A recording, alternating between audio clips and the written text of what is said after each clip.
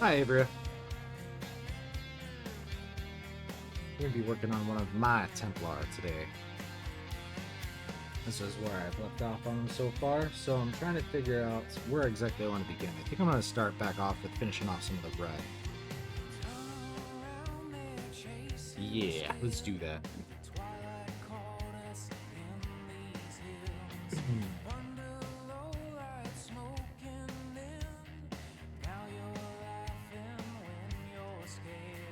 Alright. So I'm going to start off with some corn red for my darker base tone. Start poking it into his tabard.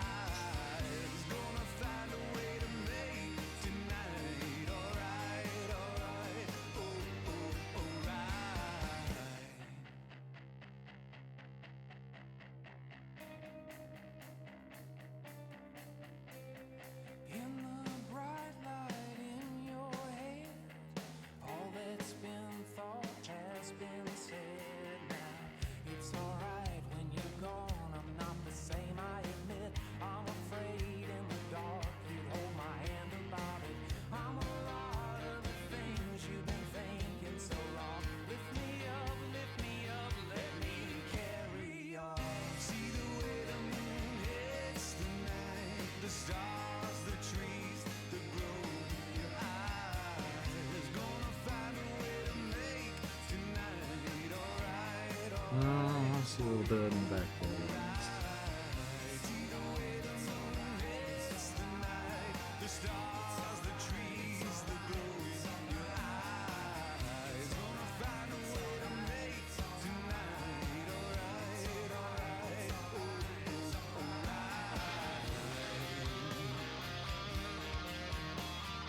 So that's going to be red.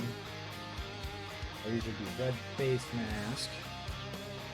I think I need a little bit more of that corn. This back piece of tabard here. It's a little dark yet.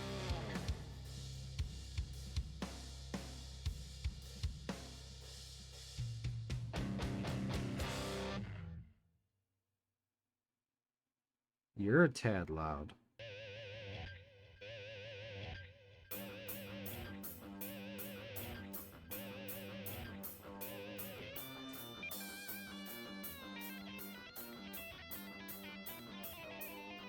How about that? Catch me outside, how about that?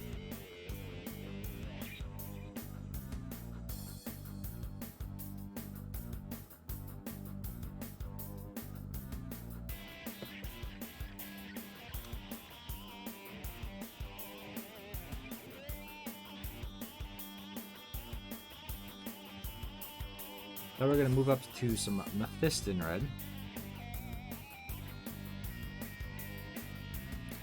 Do this a little bit differently than I normally do because I'm just trying out some few things. So I'm trying to go for like kind of like a scratch effect, adding these hairlines because I'm trying to mimic actual cloth, give it a little bit of texture.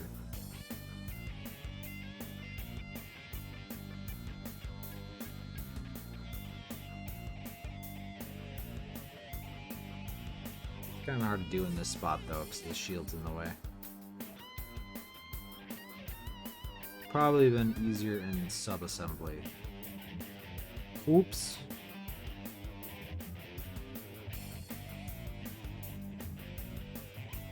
It's alright. Just end up making me a better painter.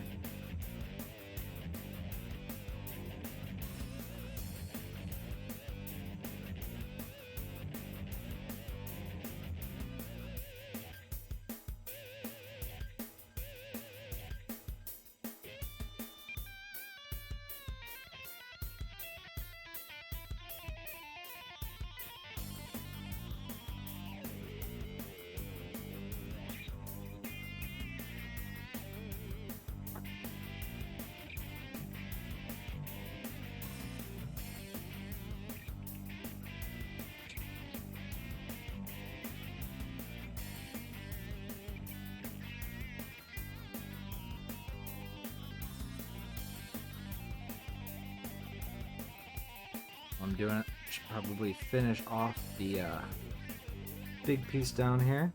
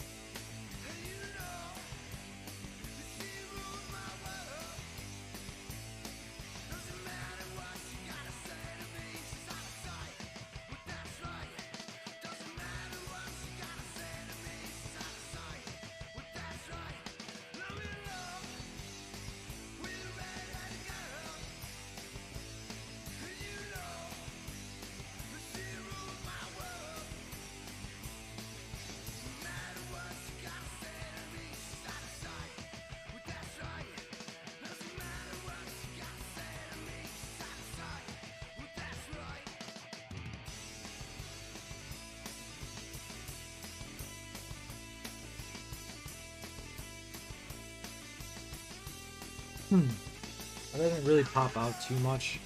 Wasn't really anticipating it to. This is more of a first layer effect to go to the next layer, which is not going to be Evil Suns, so we're just going up in brightness.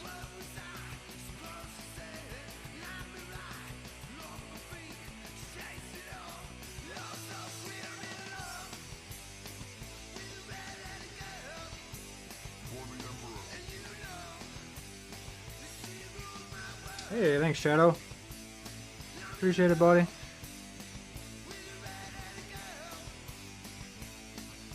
You as well, my friend. You as well. I hope 10th treats you well.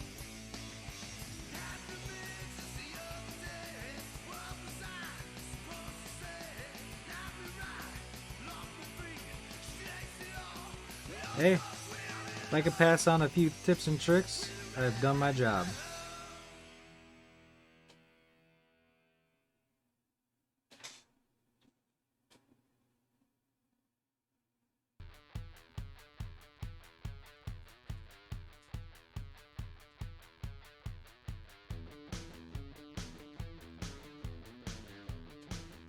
Alright, I can do that. That's fair enough. Start wrapping these lines here. A little bit around this curve. Trying to keep them thin.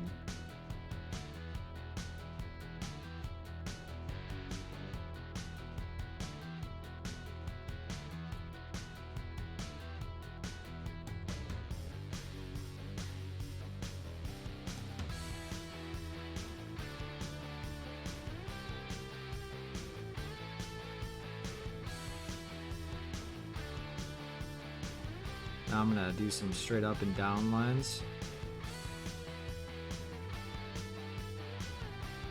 Just to kind of help, you know, do that effect cloth has with, like, you know, it's kind of like a grid.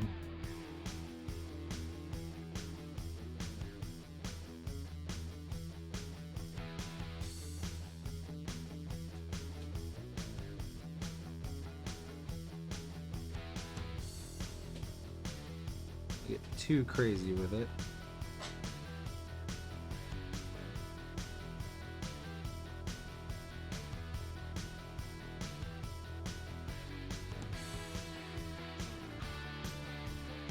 Just tightening up a few spots just where it got a little bit crazy.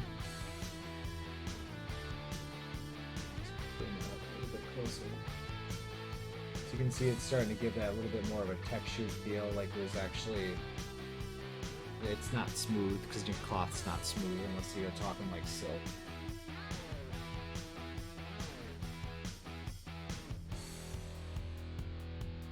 Thanks, Shadow. I'm going to try to do the same thing up here on the top.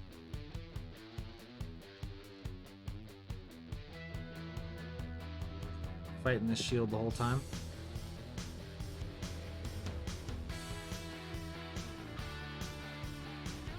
We are from Freeport, which is about a couple hours west of good old Chicago, where we're based out of.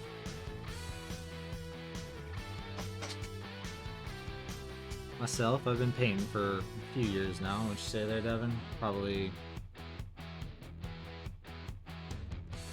And the commission base is probably, I don't know, 6. Yeah, maybe 5, 6 years, somewhere in there now.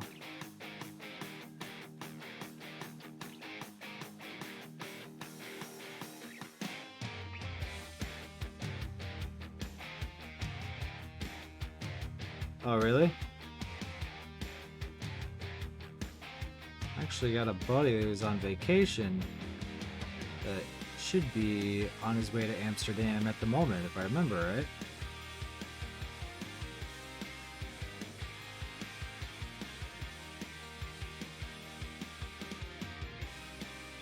Hoping one day I can actually get over there and actually, you know, see more of the world myself.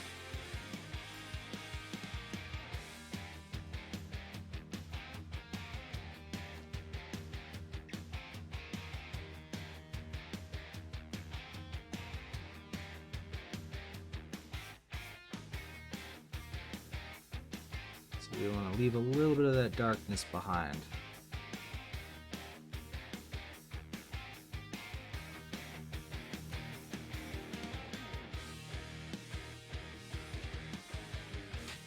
And a couple up and down motions here just to help tie that grid pattern together.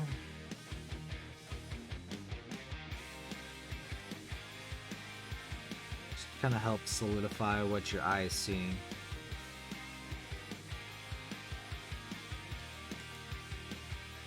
I've kind of noticed that. I'd probably feel more at home over there than I do here in the States.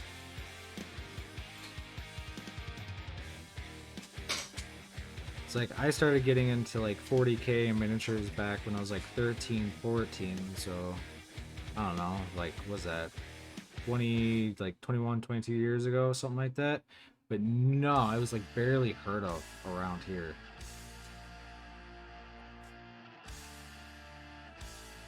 You're not wrong there either. As they say, home is where the heart is.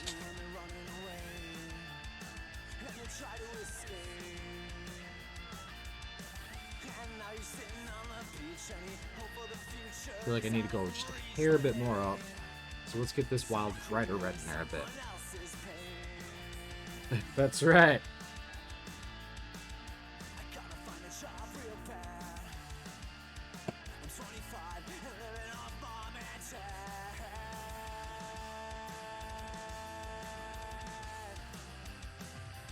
You as well, my friend. Alright, I'm gonna pop some little bits of wild brighter in here just to help accent some of these turns, some of these threads.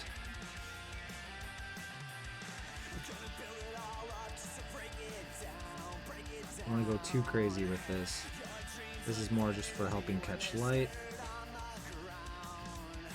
Trying to bring in that, 3D effect a little bit more. Maybe he's got a couple loose threads.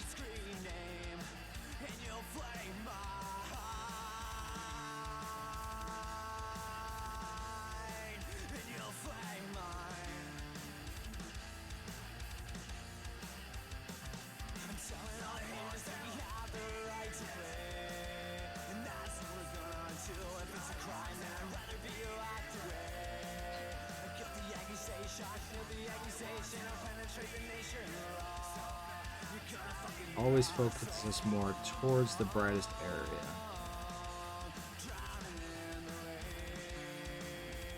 area. Yeah, no. It really depends on how well they're 3D printed. I mean, because we have some 3D printers here. I mean, if I dial them in, put a lot of work into them and print them at, like, extremely high resolutions, I have no problem painting them. But the layer lines that a lot of them leave behind, it's like, that stepped ridge. It screws with me so bad. It's like, I actually prefer, like, the, actual plastic models just for painting, because it's just one less thing to fight with. But, you know, if it's printed out well, yeah, no problem. You can make some really cool models with 3D printing.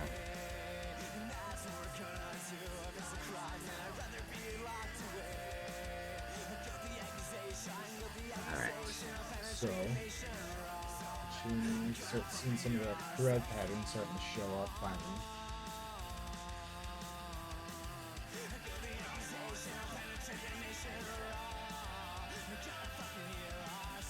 Thank you very much. Alright, since we're working on red at the moment, I usually paint my blade guard with a red face mask. So let's go ahead and start getting that faced out.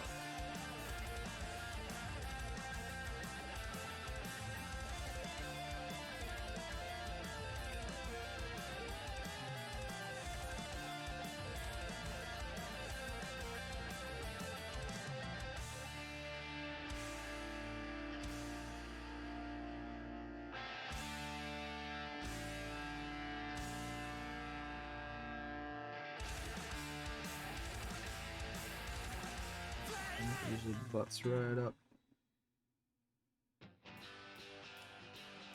And then of course, you know, he's got the half his face tucked behind his armor. Gives him that cool pose, but makes it really hard to do anything on that side of the face. Which means either we can leave it in a shadow, or we just fight through the pain.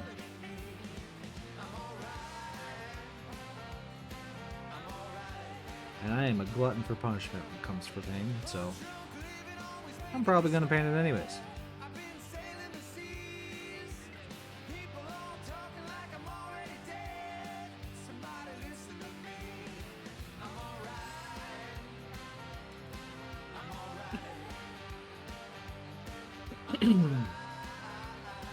It's part of the journey, right?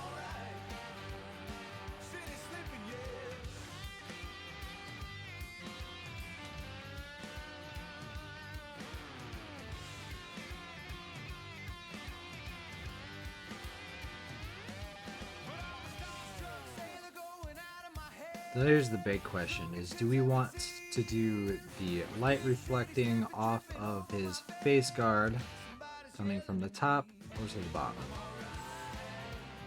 I've seen it done both ways.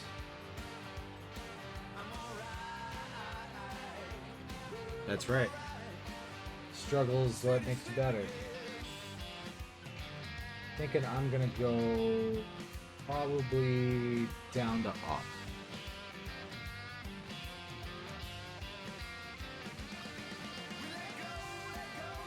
First lesson of painting miniatures. Don't ever try to compare yourself to somebody else. I mean, you can, but never take it too personally either.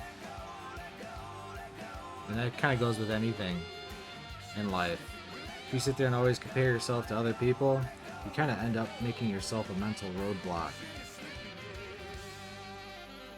I just try to shoot for being better than the day I was before. However far I get with that is what I'm gonna get.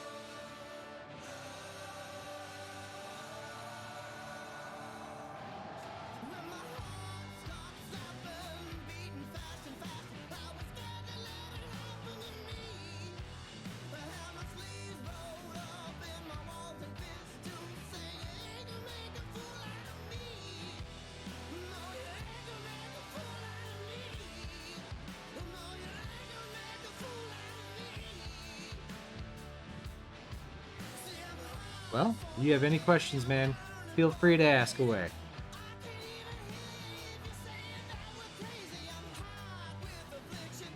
All about helping. What is good knowing how to do something if you can't share it?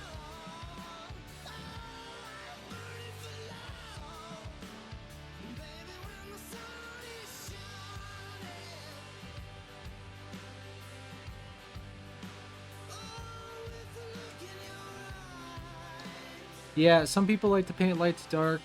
I prefer painting dark to light. just feels more natural that way for me. I can pick my shadows a little bit easier for me. Same thing is like I try to stay away from like priming and light colors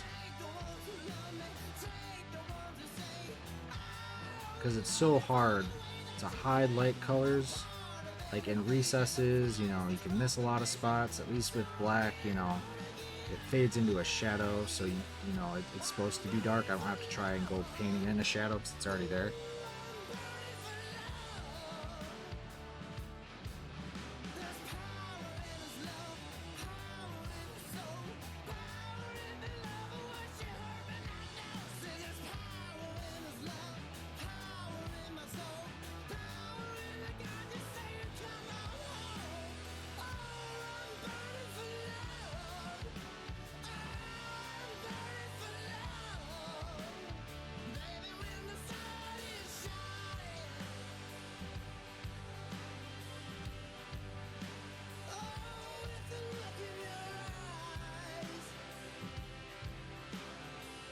For the reds on this model, I'm working with about 4.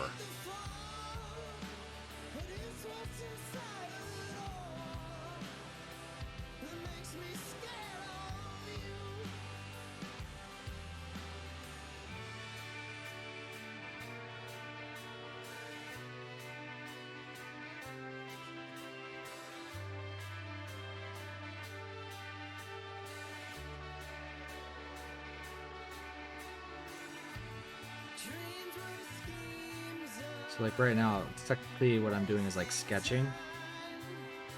Is I'm placing all the patterns of where I want the reds, going from, you know, dark to light. And then I'll go back and start putting them together so it's a smooth transition.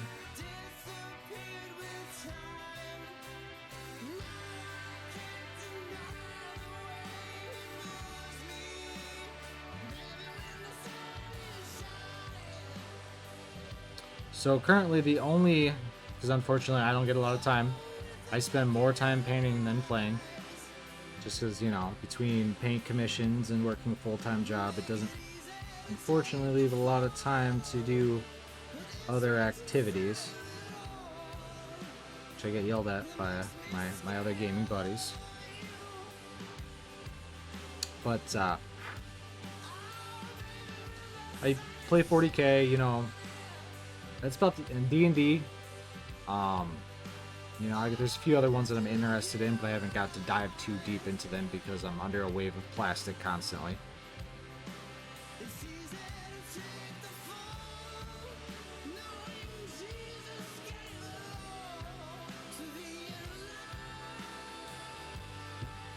But, you know, when it comes to, like, gaming and, like, tabletop, if you leave me there too long, I'm like a kid in a candy store. I'm gonna try to bring it all home.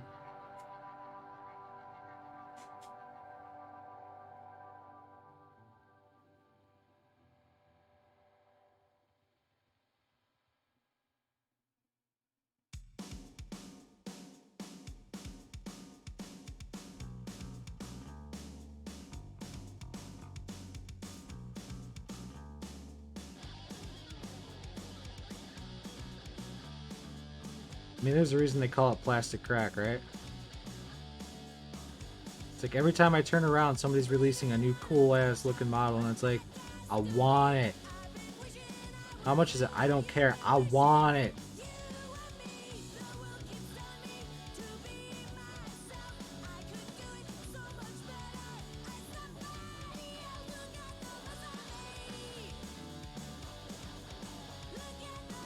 Alright, I'm going to switch back to that wild brighter red.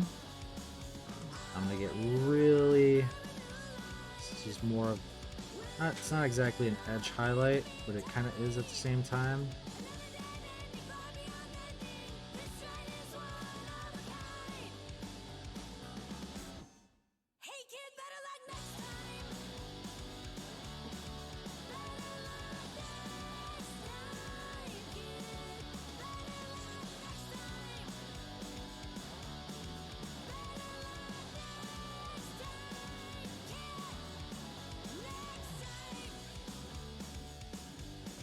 I don't want to go too crazy with this.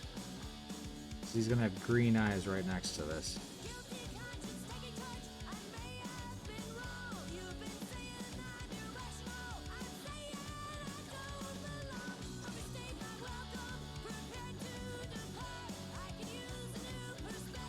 So now we got that nice pop of red towards the top. I could lower down that mid-range so that way it covers a little bit more in the cheek area, just to give it a little bit more. But once I start getting the eye in there, the eye is going to be what's catching everything, you know, your attention when you look at it. So I kind of want it to look like, you know, this bright crisp line, and then it starkly fades down into his collar. You can't buy all the costumes. 3D printers, man. You can get all kinds of stuff.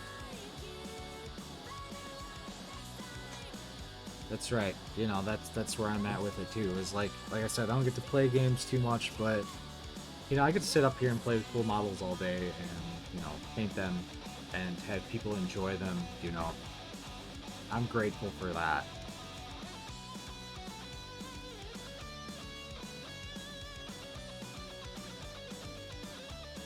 Uh-oh. Did he find our Discord?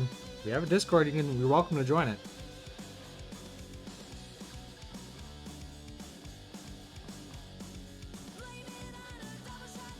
We do. There should be a link in the Twitch under there. If not, I'm sure maybe Kendall can pop up a link for it.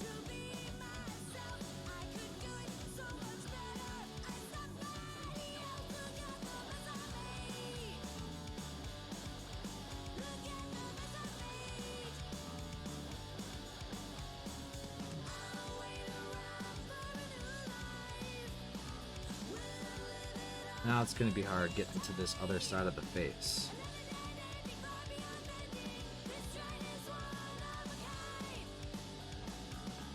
And at least start getting that edge built in there.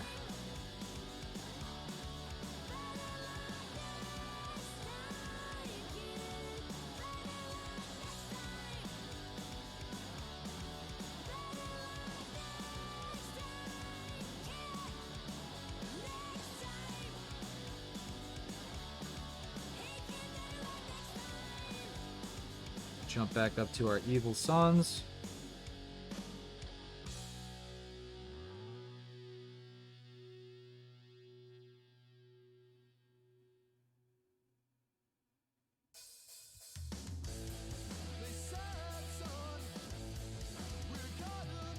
Oh, got a little bit on the brow, that's fine, because I gotta come back and do all the black on the top of the helmet anyways.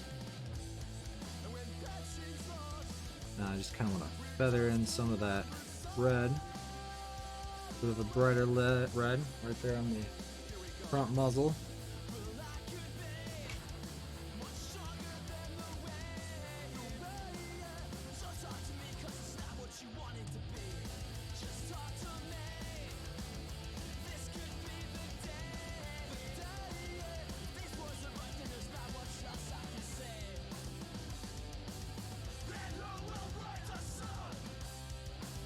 Get a really watered down brush full of the fisting. So I'm going to start dropping that down back area. I want a little bit of a difference. It's got that sharp point, you know, like that beak that comes down here in the middle of his face. And I want to accent that so it's more defined.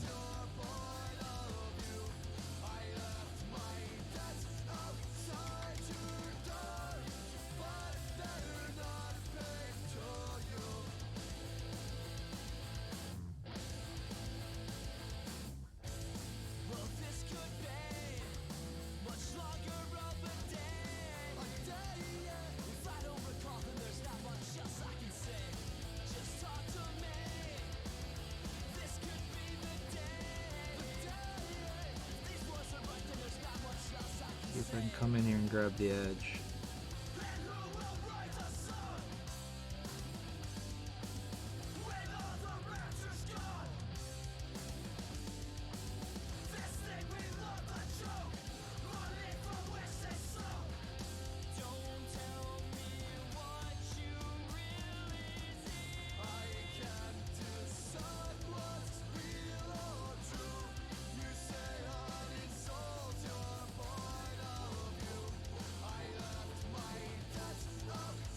Oh, thanks, Shadow. Appreciate it. Very much appreciated. So now we got that nice, like, beak shaped going around it. Always going for the double tap. Thanks, buddy.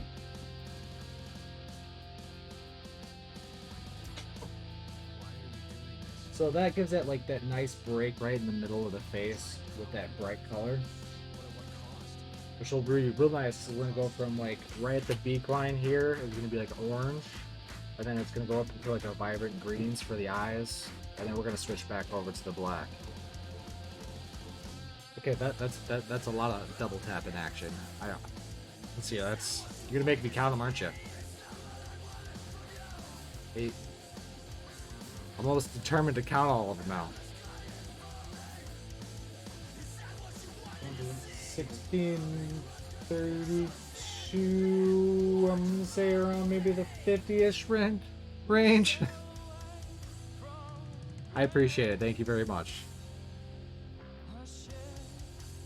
45, hey, I was close.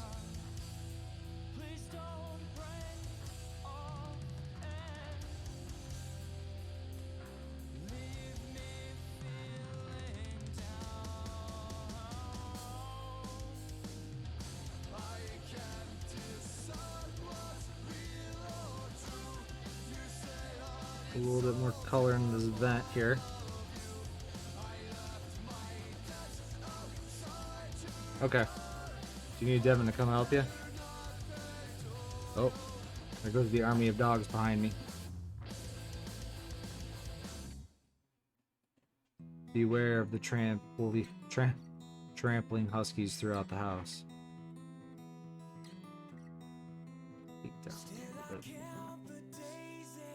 There we go. Alright. A little bit of Abaddon Black. We're going to clean up the grate and the grill a little bit. Sounds good. Enjoy. Make sure you take a couple hits for me.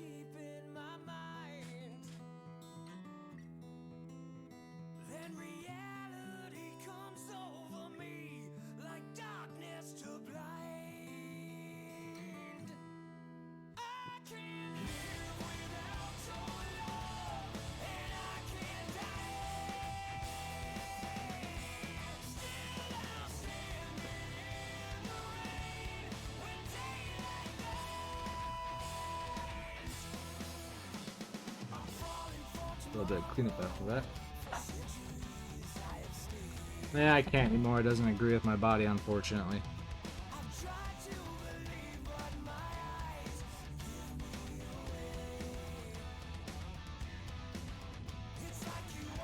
My body decided one day, I was like, no more. You can't have it no more. I said, gee, thanks. Appreciate it.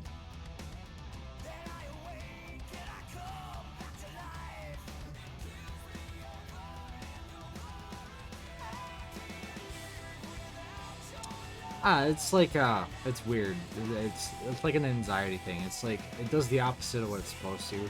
Like, you know, it's supposed to calm you down, you know, make you feel good and stuff like that, but it ends up stressing me out. And it doesn't matter what kind of, like, mood I'm in or anything else like that. It's just triggers it. And it's just not a good experience, so it's just, I stopped.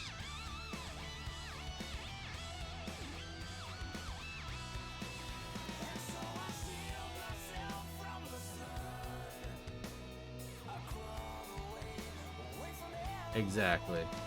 Why do it if it's no fun?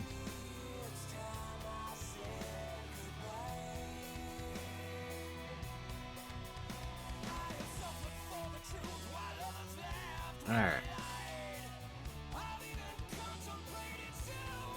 So I feel like either we could start working on the black on that helmet, start bringing it up to match that leg.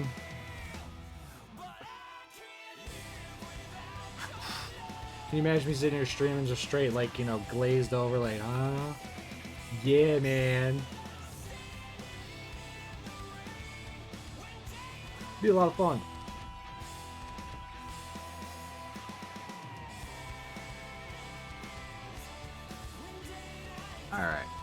So I can either start getting the greens in there for the eyes or go for the helmets. If I want a type of reflection, any type of reflections off the helmet's probably going to be better if I do the top of the head first. So that way I can build the reflections on top of that, I'm thinking. So let me get out my choice of black colors, which is going to be, of course, base tone of Abaddon, some Incubus darkness, or Incubi darkness, I should say, some Thunderhawk, some Administrative Gray, and some Uthon.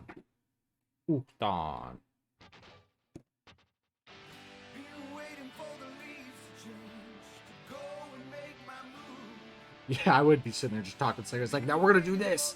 It's like, are you sure you smoked weed and not like did speed or something?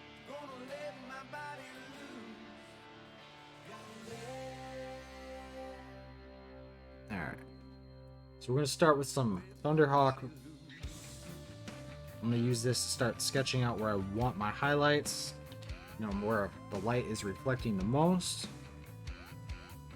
I'm gonna paint this on thinly. Just because, like I said, this is a sketch, so that way if I need to move it around, I'm not going to lose the smoothness of the surface. So let's see here. Thinking probably right about in here somewhere.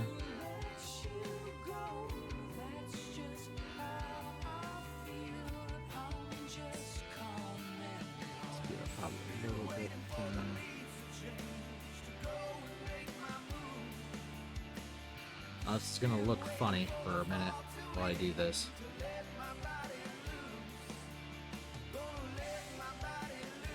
Yeah, we have Citadel at the moment and Monument Hobbies Pro Acrylic. I had Army Painter, it just didn't do me well. I like Vallejo too, but it's kind of a little bit different here in the States to get a hold of. And Vallejo constantly likes to change the names of their paints, and they have so many of them. So it's like I have to constantly try to figure out if they've changed my name of my paints or done something with it. But they work really well. It just makes me sad when I have to go replace a bottle. Especially if it's a bottle I've had forever. So we're going to put one there. Obviously, we're going to do that. Top of the head's kind of like a cylinder, so let's add some kind of like a stripe pattern. If anything, I kind of look like he's got like a mohawk going on here. Add another one with a curve.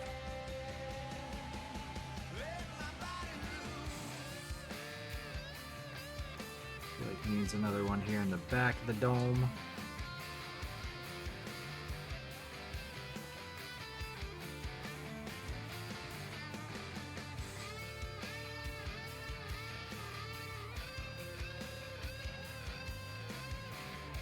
And I'm gonna shape another, put another shape, more like a line shape in here. On this side.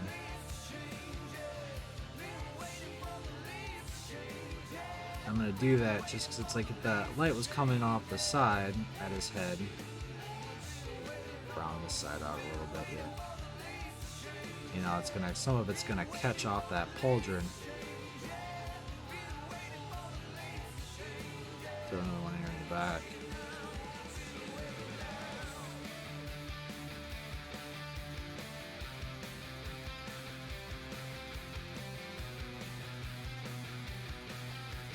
Oh really? Yeah, you know, late nighter there. Yeah, we just got off work like 2 hours ago. We just got done stuffing our face full of dinner.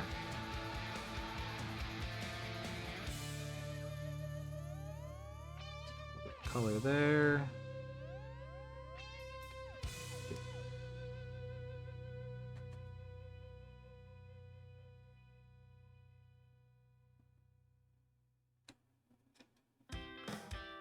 Alright. As you can see, his head kind of looks funny. That is part of the process.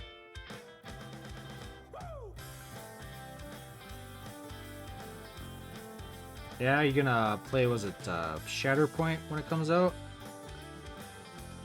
Is that the new one that's coming out?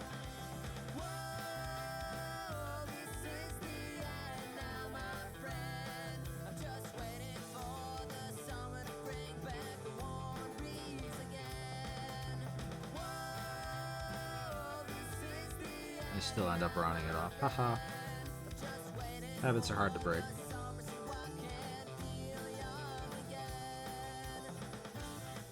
It's like, I know here we got like some commission work coming in for that game. Somebody went and basically got all the models on pre-order and is going to be sending them in for us to paint. And since he went with the, you know, full package on them, it's going to basically be like a month and a half of just streaming straight Star Wars models. Which will be fun. It'll be a nice change, actually. I love my 40k models, but I do like painting other things as well.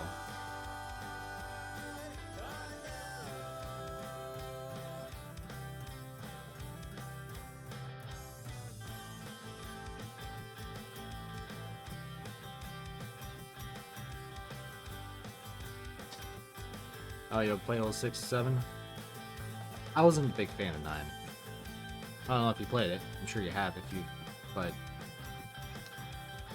I think 6 and 7 would have been better than 9. Alright. I grab some Incubi Darkness here. I'm going to start feathering this around all that Thunderhawk blue I just did. So that way we can start fading it in with the black. Get it nice and thin, so... Let's see where I'm at here. Might be a little thin yet. That would work. It would just take forever. That's a little bit better. So now I'm just going to be pulling it away from the center of the Thunderhawk, pulling it back into the black.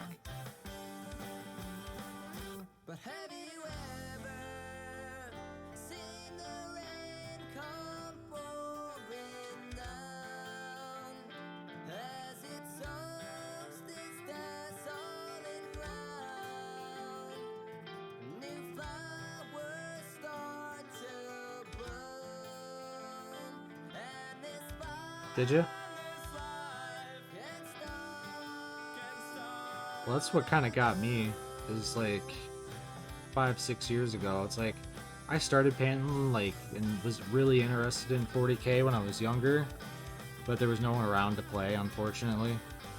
So like I got stuck with, you know, a few models. I think a couple of first models that I had, I actually ended up using, was it permanent markers to paint them, just because, you know, poor kid, and you know 40k is not exactly cheap, so I did what I had to. But there was no one around to play with, so I ended up basically doing more of like black library reading and stuff like that, and learning up all the lore and stuff like that. But then a couple of years ago, you know, when I was sitting there saying, like, you know, my, let's say, anxiety issues flared back up, and I was like, you know what? I'm gonna try painting again. I haven't seen these things forever. Let's check it out. A few years later now, it's, you know, it's like I own my own studio, and I'm painting for people constantly, and you know, great time. I just never thought that was gonna happen. Just kind of a out of the woodwork kind of deal. But I've loved every minute of it so far.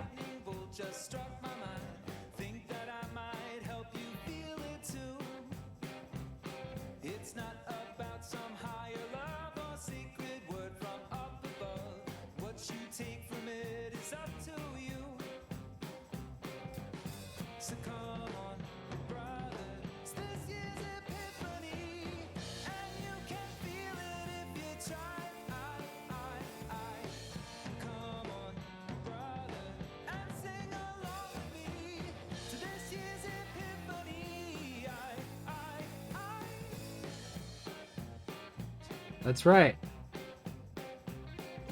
Making new friends all the time. We got my new buddy Shadow.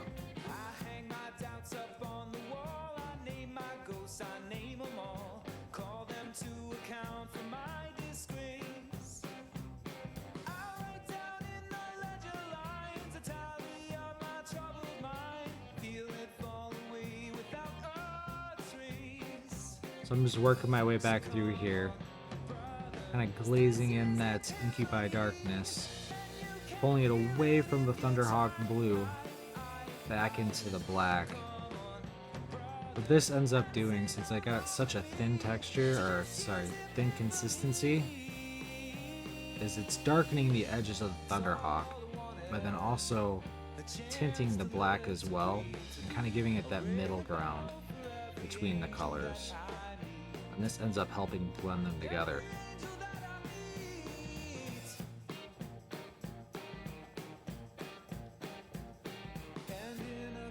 Oh, that's probably my brother sitting next to me working on a paint commission at his desk.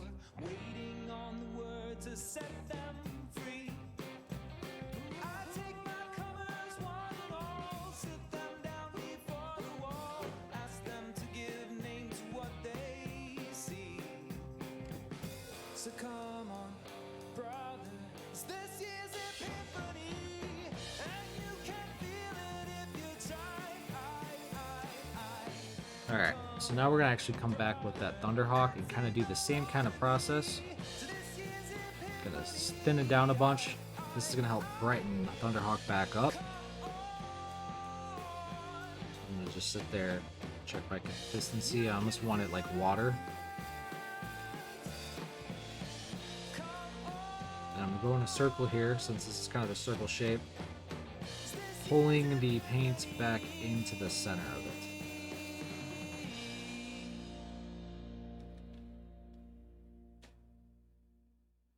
So basically I just want to kind of overlap where that other color starts, and then pull. So that way, when it leaves paint behind, it's leaving a very small amount on top of the other color, and it's leaving the most of it back in the Thunderhawk, where we want it. Because in your brush stroke, where you leave the most paint is actually at the very end of the brush stroke.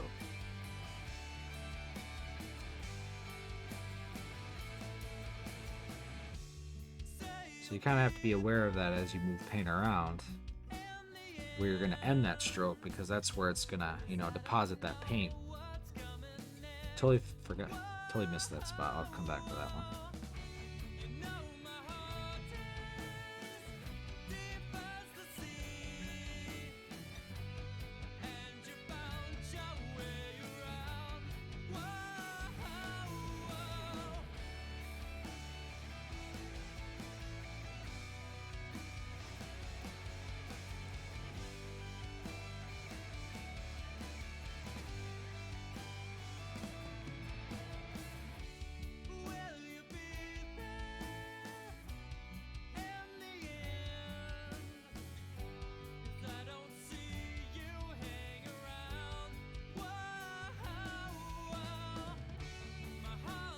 And then we're going to do this back and forth a few times. You can literally do this as many times as you want to smooth out the colors. It just really depends on how much you want it to fade together and how well you want it to blend together.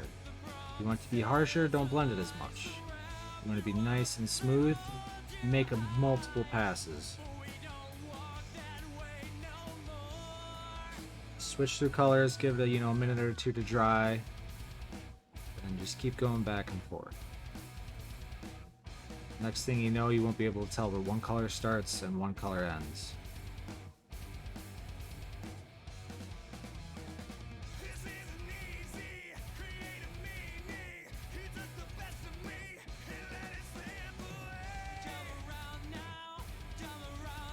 Alright. Give it a whirl, man. That's how we learn. Just don't give up right away. A lot of people, what they do is the first stage when you're doing this stuff, it always looks ugly. That's part of the process, is for it to look ugly. It's like an ugly duckling. And yes, this is my paint scheme for my personal army. I was going to work on a client's Yakarn, but I'm still waiting for some details on how he wants it painted yet. So I'll probably be in the next day or so. I'll be streaming painting that.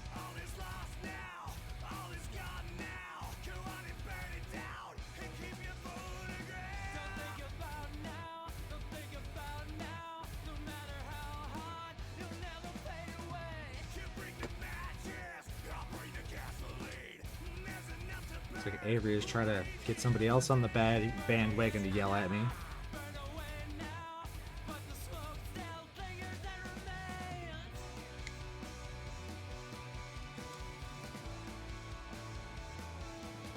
Alright.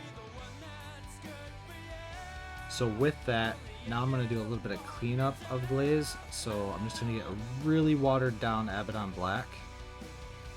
Again, kind of like a water. There's like barely anything in my brush, and I'm just going to go out here on the excess of that Incubi darkness that was around the edges. And then just tint it back down a little bit to the black. So it's more kind of like a feathering. I'm just barely using the tip of my brush just to help reestablish some of that black.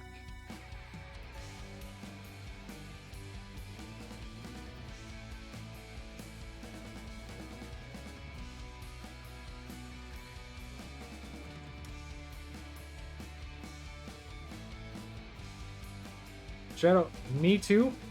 I actually have all of those, but they're in my closet of shame. Untouched. Still in the wrapping. Remember how I told you it's like, ooh, candy, look, ooh, new plastic. I want it. Yeah, unfortunately that leads to kind of a surplus of things for me to paint. So I got a bunch of orcs. I ended up, I think, painting one Squig Rider. And that's as far as I've got. It's a cool Squig Rider, don't get me wrong, but that's literally as far as I got.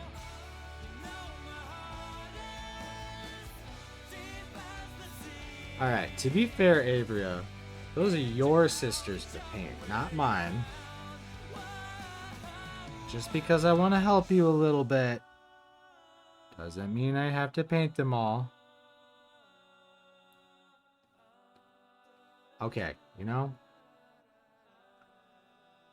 You might have me there.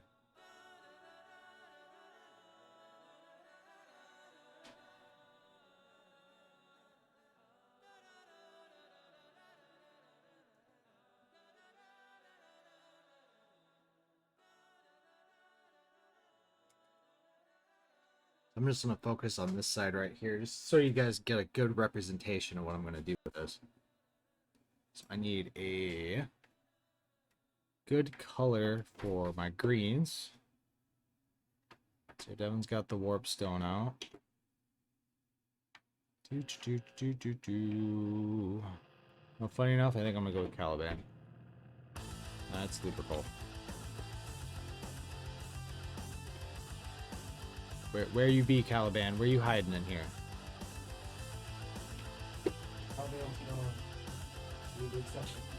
I will never accept Caliban's gone. I don't think I have Katie. Yeah, no, Katie is gone. No more Katie of Flesh Stone.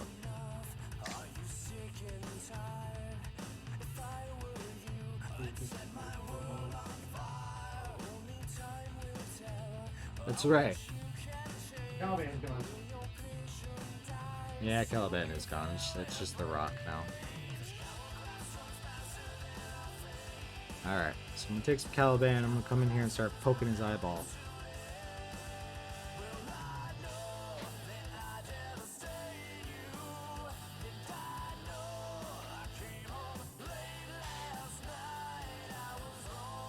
Make sure I get the whole eyeball. I know it's a lens. Makes me feel better, make me feel like I'm poking him in his eyeball. And then of course for the hard eyeball, one's got tucked away. He's sensitive about that one. He doesn't like people looking at it, so he hides it behind his shoulder.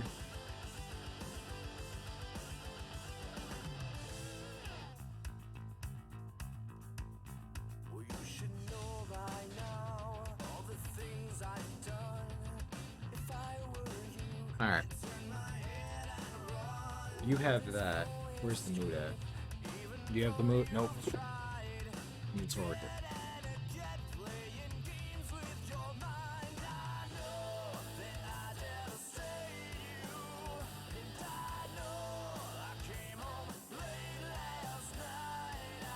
Far side? Yeah, that's a fun model to paint. What's your paint scheme for it?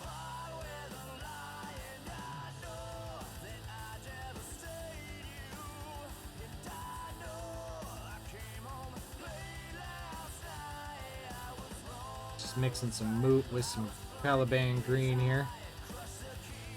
OG white. That's a good choice. That's annoying to paint, but that's a good choice in the end.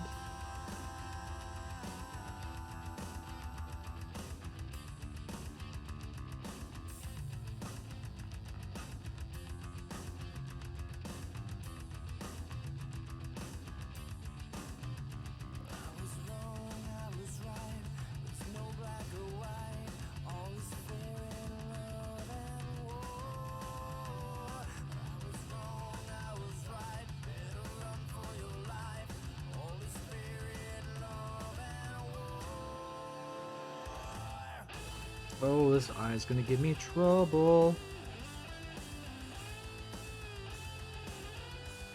You're lucky you're one of my Marines that'd rip your arm off.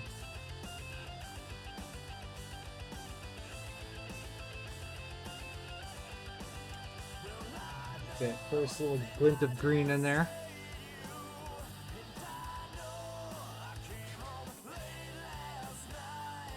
Oh, you're gonna try this style on there. I'll have a lot of flat panels. So what I would do for this style is actually a little bit of reverse. Is, you know how you watched me how I did the dark red up to the bright red on the face mask? On some of those panels I'd actually go reverse depending where they are. I'd have the bright side at the bottom of the panel going up. Because you know they have like a lot of square panels. A lot like Gundams and stuff like that. I would aim a lot of those dark or the brighter ends at the bottom of the plate. It's funny, like when you think about like your concept of light, but when you put it on a model and actually see it, it looks amazing for some reason. Obviously, that doesn't work for every panel, but you know, you'll be able to tell. Like, funny enough, a lot of times they paint light at the bottom and then up towards, you know, towards the sky, get darker. So like, I don't have anything in here like that at the moment to show you. But for example, like, okay, so you see his mask, we got that bright at the top here and dark at the bottom. If this was a plate, like on a towel, I would do it reverse. So the brightness would be at the bottom, the darkness would be at the top if it was a plate that was out in the open. So actually kind of like this corner here on the shield, it's like in this corner it's got this brighter red towards the bottom of this corner, and then it gets dark before it hits that bright line. That's how I would approach the panels on a Tau suit.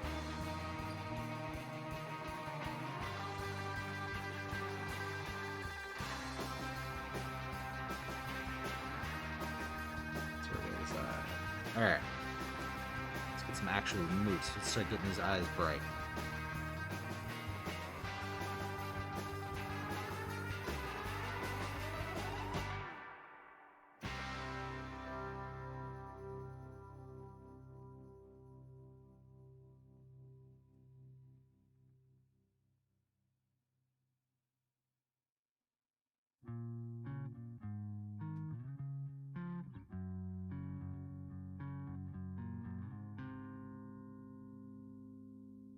Oh, for sure, yeah. Send me, man.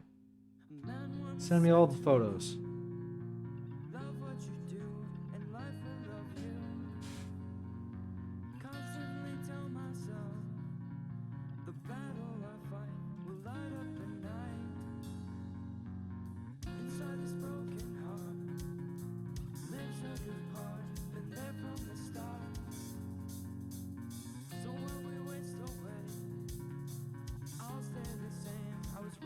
a little bit more moot.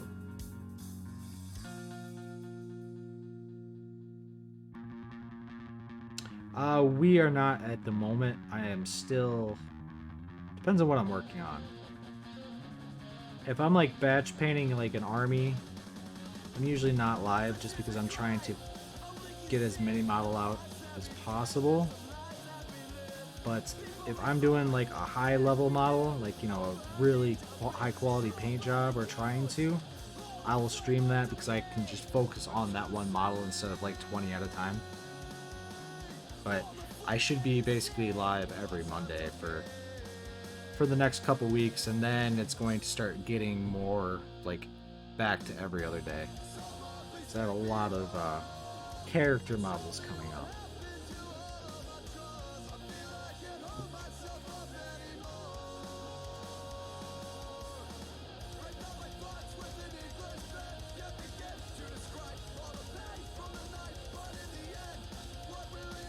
I think I'm gonna pop some actual flash kits in here with this.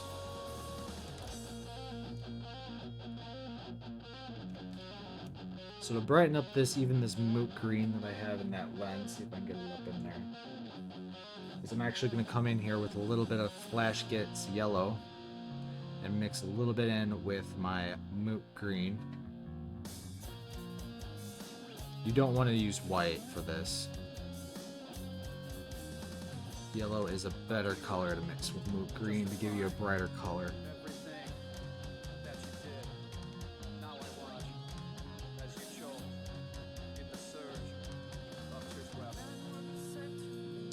How young? You mean how old I am? 35. Glorious 35.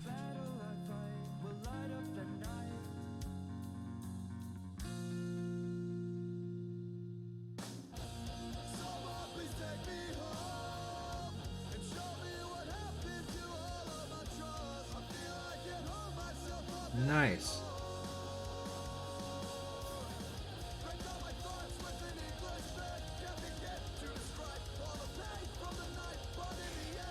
So the question is what style eye do I want to do here? I could flare these out so that way this lens looks like it's glowing. I could do more of the heavy metal style.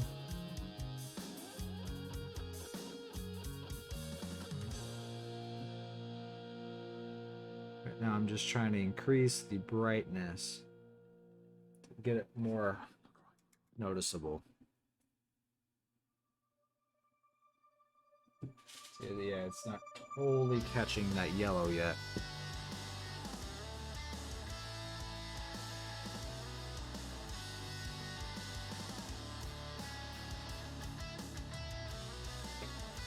I'm gonna go in here with just a hair of Flash Gets by itself.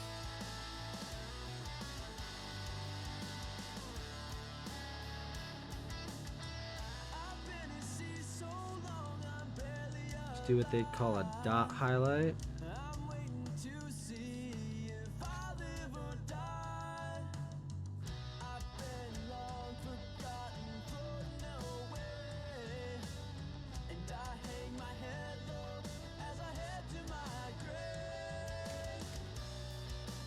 Go ahead and come back in here with a little bit more moot.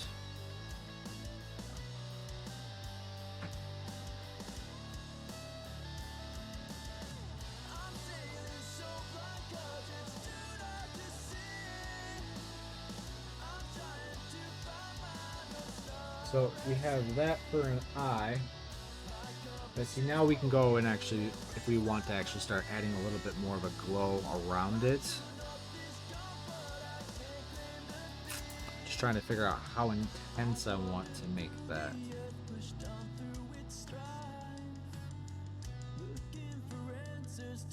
So let's first add a little bit of gleaming.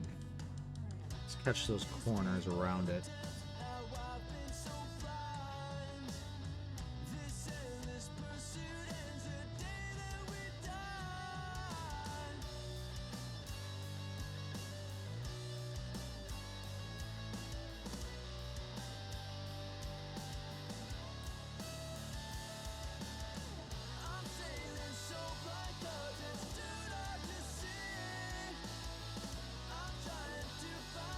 This would take a second to get right.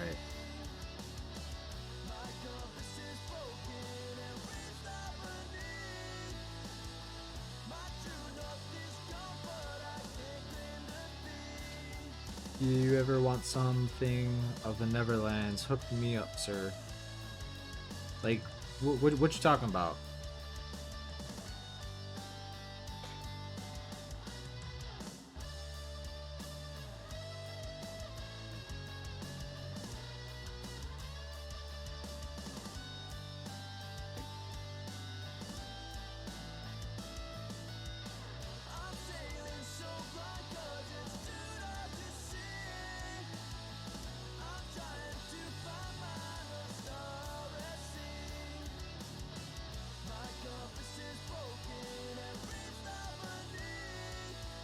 Oh, I gotcha. Yeah, man, I'll definitely let you know.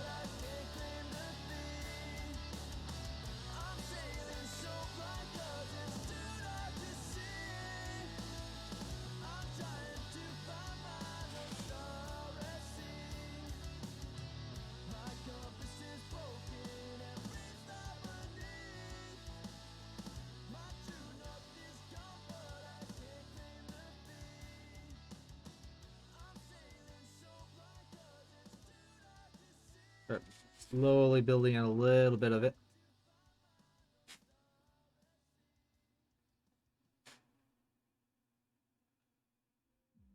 Well, you know how us Americans are. You know, we can't really get shit nowadays.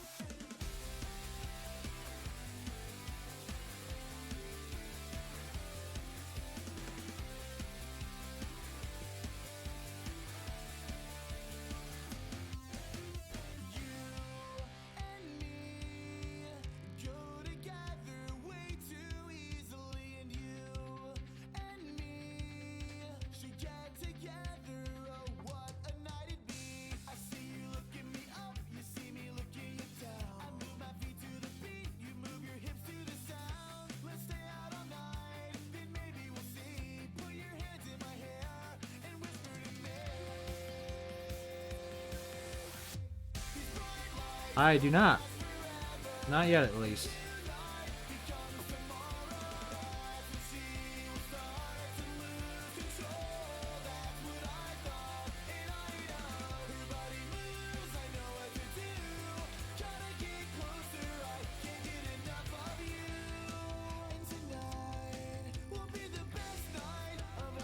Nope, don't got one of those either.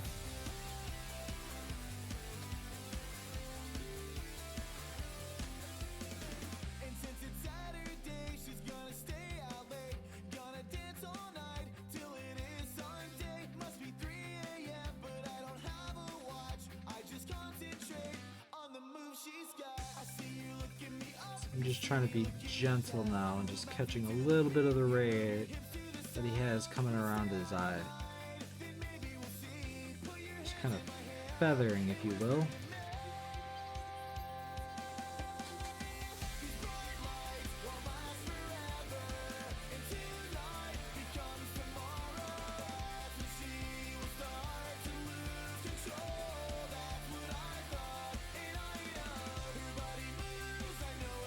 I don't want it to be too bright, because for an OSL, with the basic game plan of it is as you move away from the source, it gets darker. So obviously his eye is the source, so we want everything that's past that point to be darker, and the further I want to make that OSL, the darker I need it to get.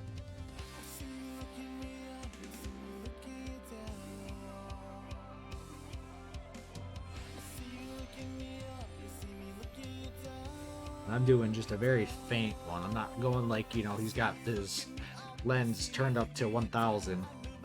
I just wanted to make it look like it's a little bit more lively, where some of that light is popping over onto the ridge of the eye.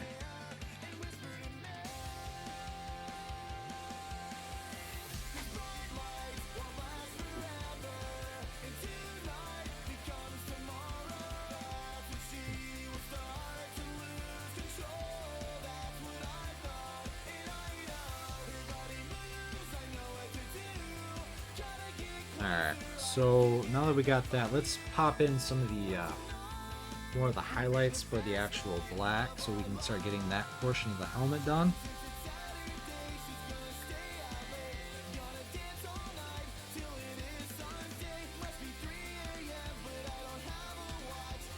Probably not.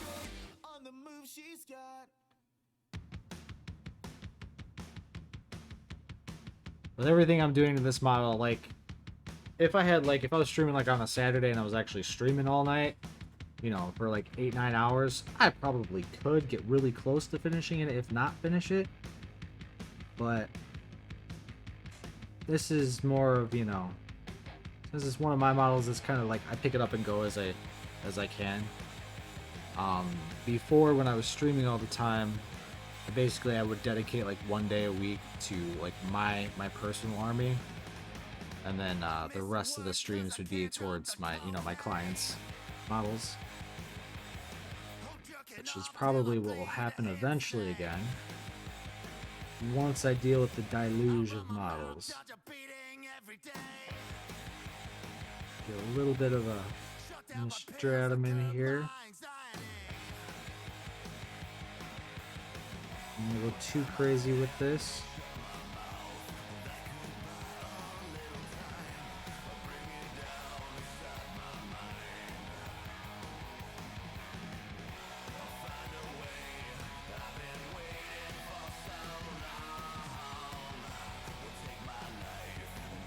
Oh yeah.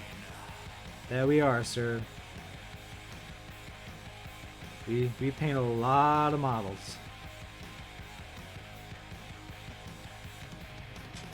I got a girl who don't even know me.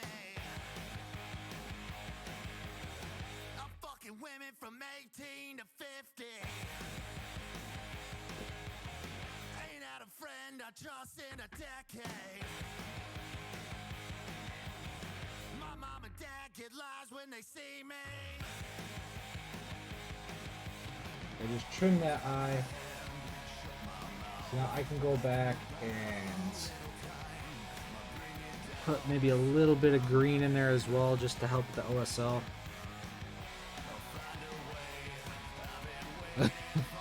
Thanks, Shadow. I don't know if I'd say they're the best, but definitely appreciate the comment.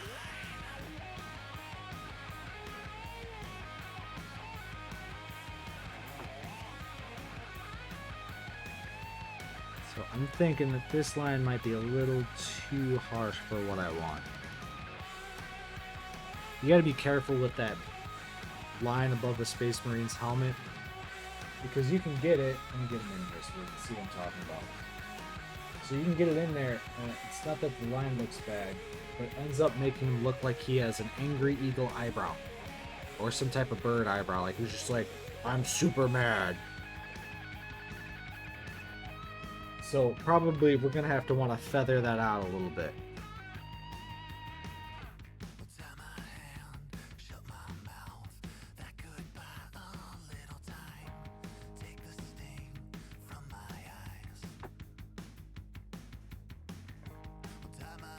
Oh, did you? Nice. Very nice. I like it. So I'm just gonna come in here back with some of this Thunderhawk, since that is our more natural color. Go back over the Dawn's or Stone, or the Administrative Gray, I should say. Sorry about that. I'm gonna start fading this back into a little bit more of a subtle highlight instead of such a bright contrast highlight. Grab a little bit of Aviadons.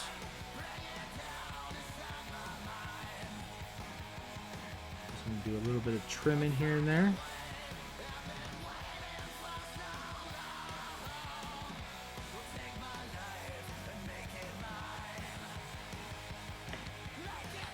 And fix his beak, because it looks like I got a little bit there and I didn't want it there. Not yet.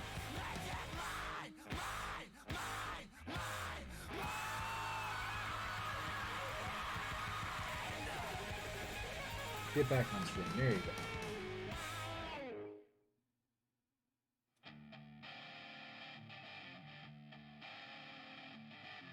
Alright. So I just really don't like that highlight. Don't. We're not friends.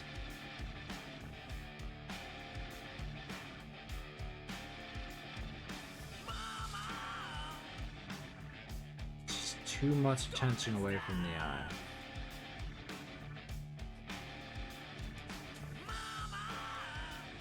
Sub down. Oh, my YouTube? Beware, I have not done anything on YouTube in a long time. But I still appreciate it.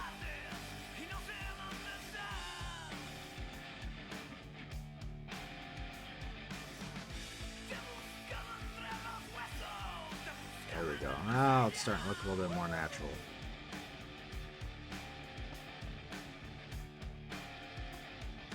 See? His eyebrow just needed a little bit of trim. Just a little bit. Nothing too crazy.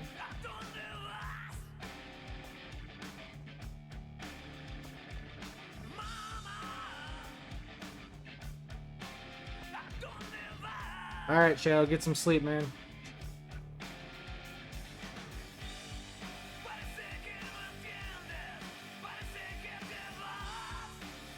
I'm gonna try doing it. I'll do what I can.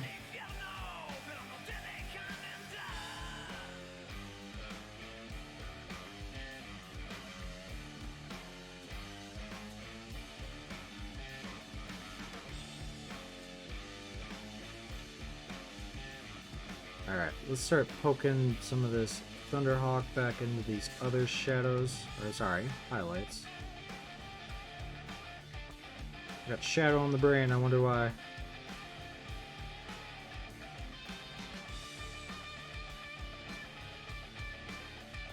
You as well, my friend. Take care.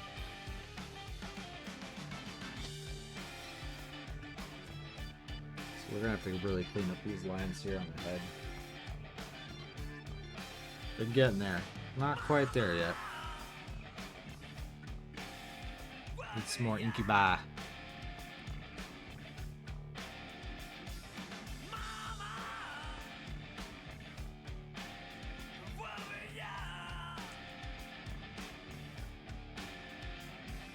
End up blocking that whole thing out here.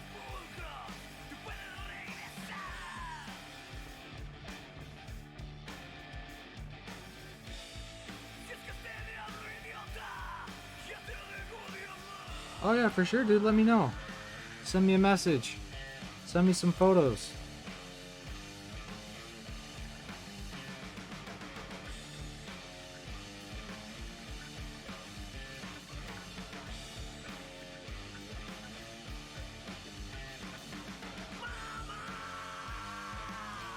That dry for a second.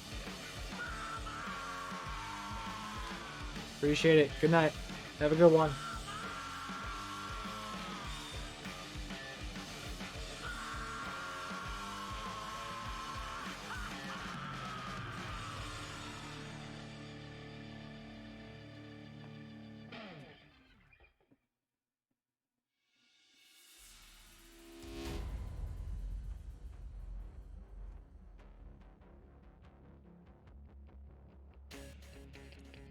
Alright, so let's get some more of that Thunderhawk in there. Ah, he's back at it again. One last time for the night. The heck, Shadow. He's going out with a bang.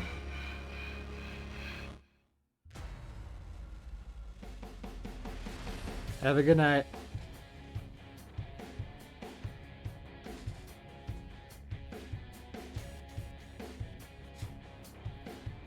Alright, I'm fading back in like I did earlier.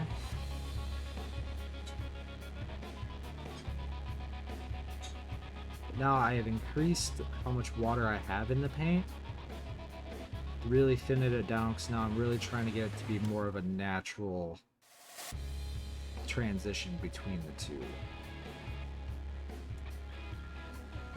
Out of frame? I'm out of frame.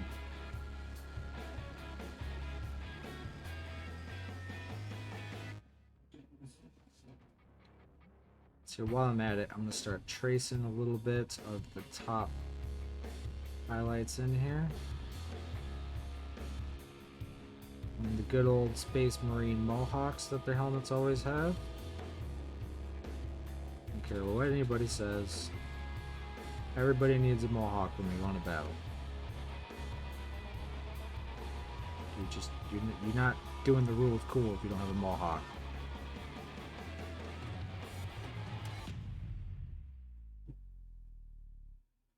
Wake up in a sweat-soaked state. Your body reeks of beer. You don't know where your wallet Grab a is little or Abaddon. got here. Let's just start help breaking up all that incubi that we got in the middle here. We don't want to completely erase it. We still want the eye to think that it's black.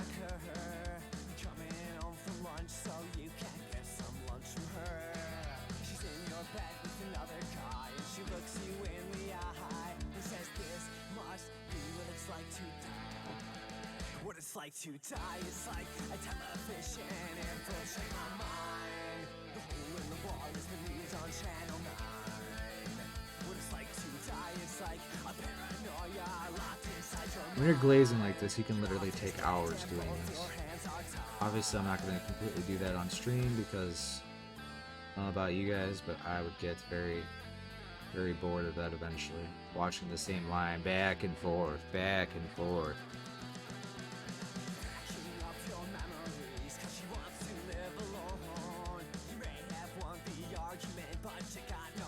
We are going to finish his mohawk.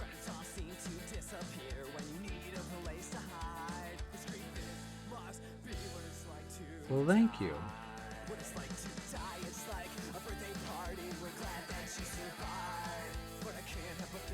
Glad somebody finds it entertaining.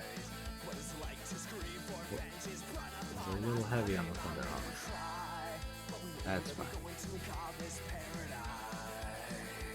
Like the great Bra Bra says, there is no mistakes, just happy accidents. Unless it's a car wreck. Pretty sure that's an accident.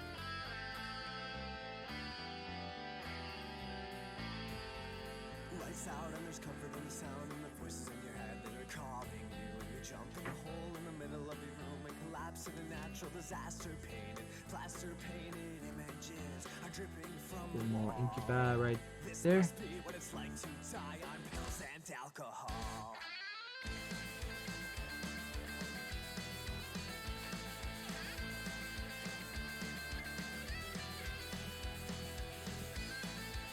Now we're starting to get that head fade going in there.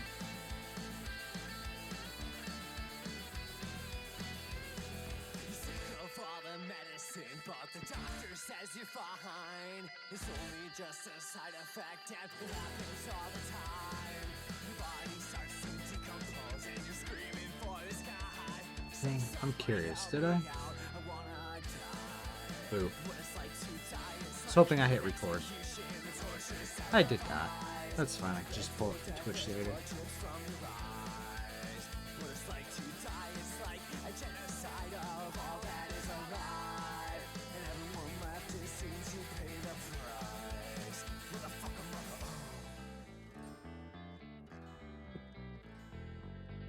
I? Yeah. Starting to get the right shape for that helmet. Kind of bouncing around between colors at the moment.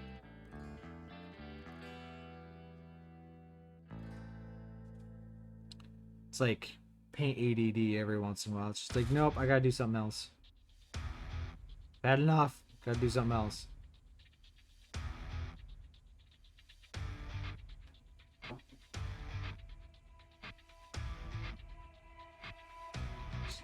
Start fading in that one that I missed back there.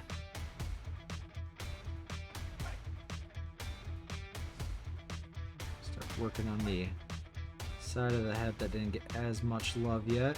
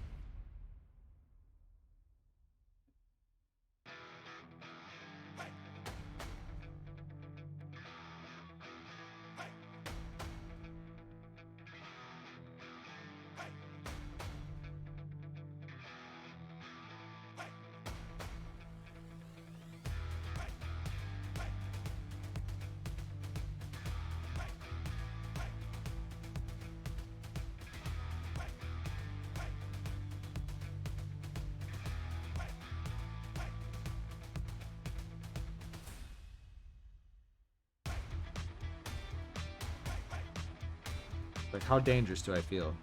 Do I feel dangerous, Devin? Go in here and try to get this other lens that I can't see.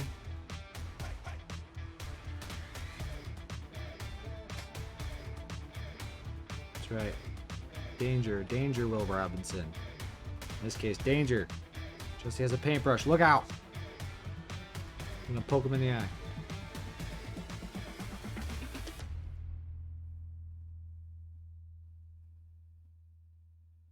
Maybe just a hair of a flare in there just to help pop out. Maybe more like he's actually looking at you.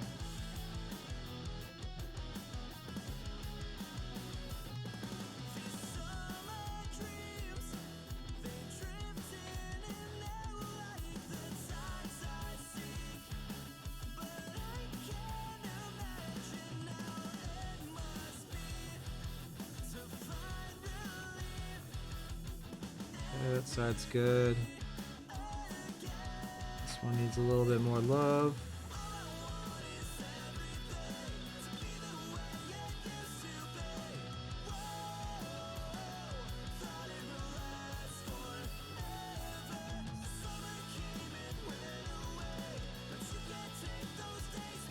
Oh! Look at that guy. Look at that guy.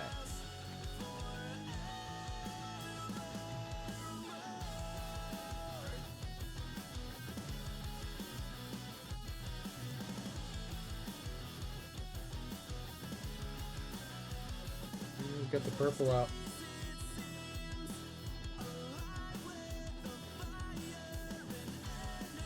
Alright.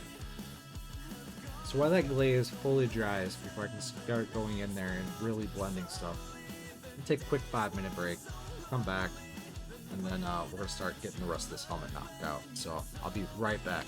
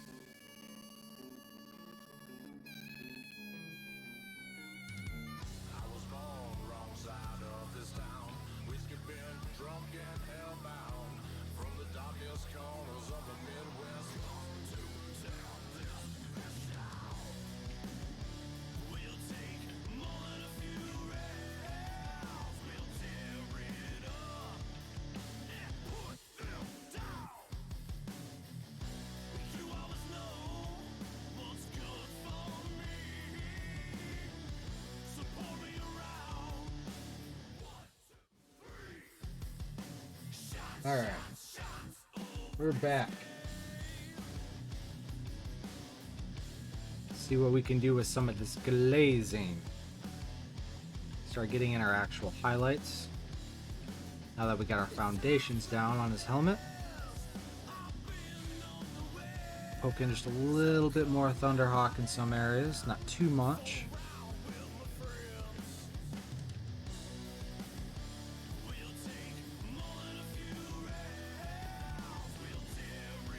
Just want a nice good spot for me to start putting down my pin highlight.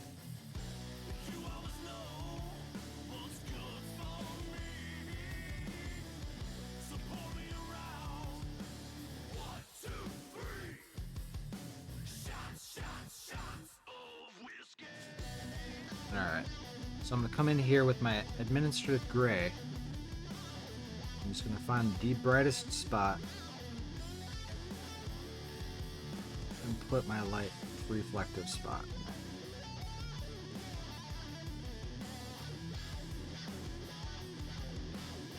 This doesn't always have to be just a dot, you can do a line. It's more of just where you want it to be. And then I'm going to use that same administrative gray and I'm going to do my fine hair, it's too little, highlights.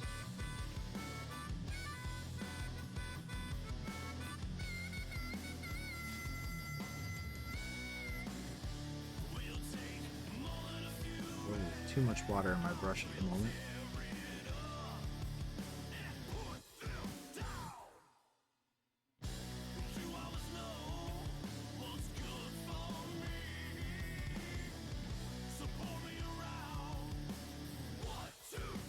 And I'm just basically tracing what I'm doing.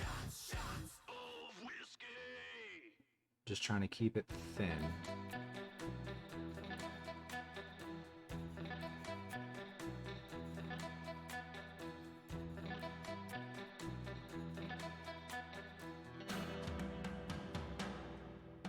Come off my brush. There we go.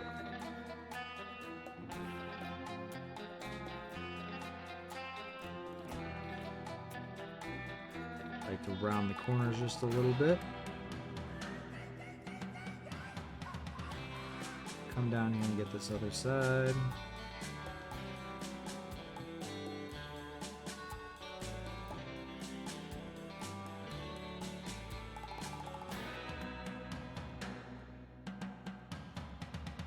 You guys should see me while I'm doing this off camera. I'm like a contortionist. Trying to get all these spots.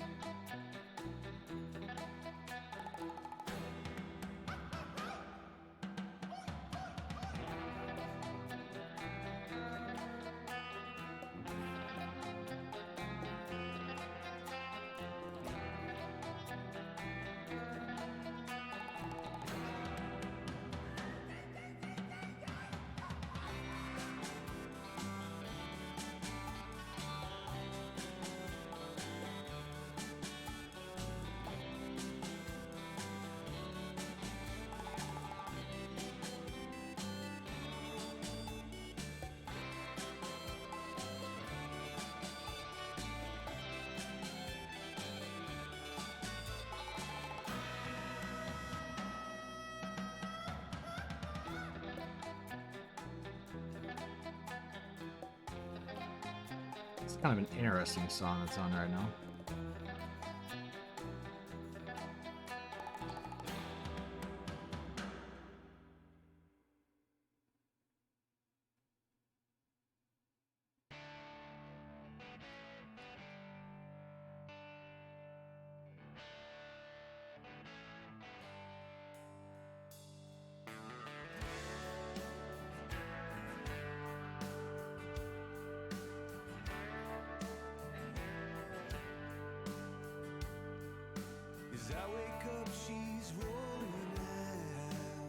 Alright, let's see if we can get the other side of his mohawk.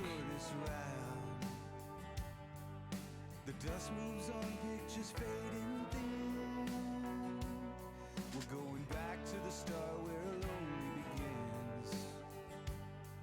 This cold, cold heart.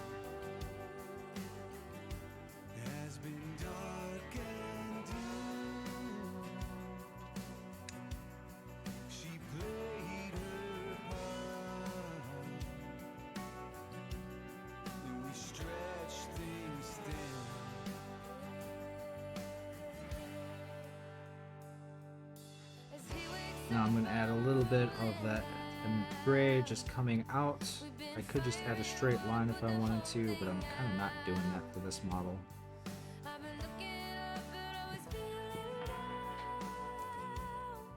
So I'm kind of trying to stay with the overall theme of my highlight lines as I can. I'm done.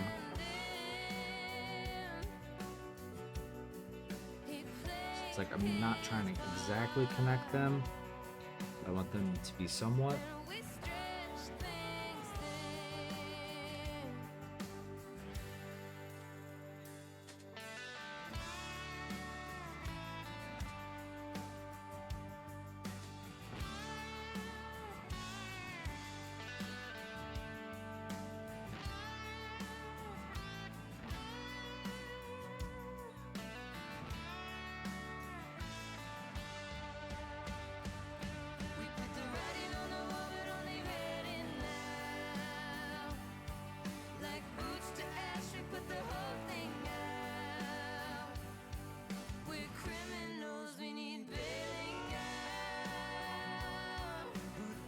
It's looking good so far.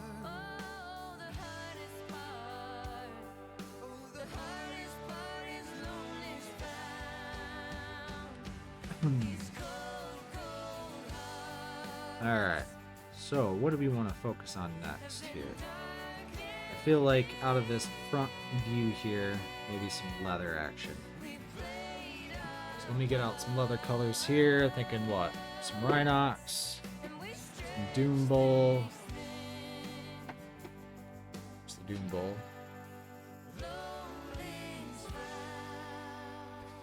I need to reorganize my paint drawers. It's starting to get hard to find things. You got the Rhinox out then? I swear I just used that. There it is. And I think maybe some Death Claw. Some Death Claw Brown. Let's do it. We're gonna go with the first base coat of some Rhinox. Get that nice dark brown tone going.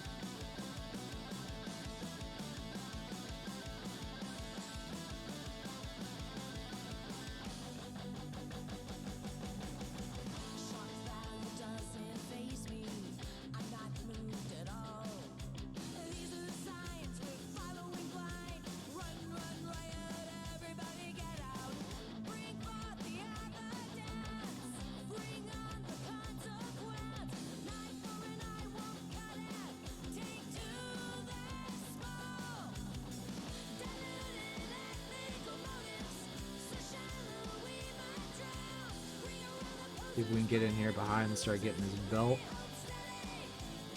At least with the parts that can be seen from an angle. Not too worried about the back yet. I'll do that when I do all those faces back there. Right now we're just focused on this front here.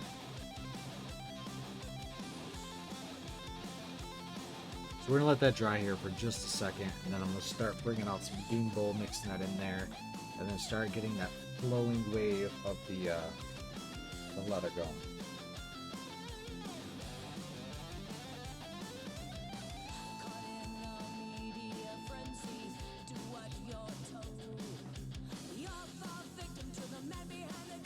All right.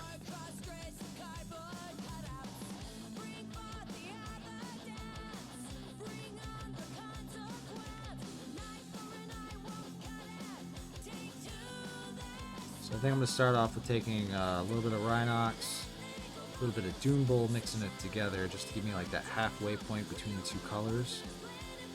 I don't want too big of a step between them at this point. I've noticed Doom Bull as a color tends to be very thin and dissipate.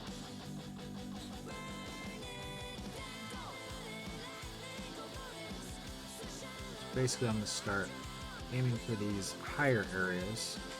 So see there's like this wave pattern that they put into the model. And start accenting it.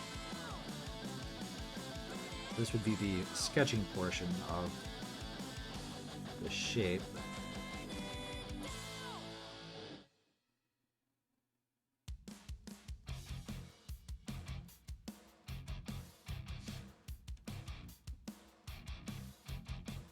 Accent the lip of the top of the holster here.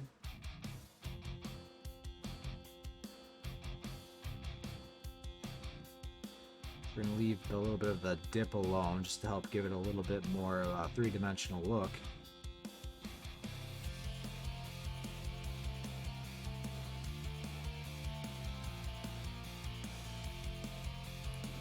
I'm going to grab some here Doom Bull, so it's the only thing in my brush at the moment is Doom Bull. Now I'm going to make a little bit thinner passes over the sketch. Basically the same concept as I just did with the other color, but just making the area smaller.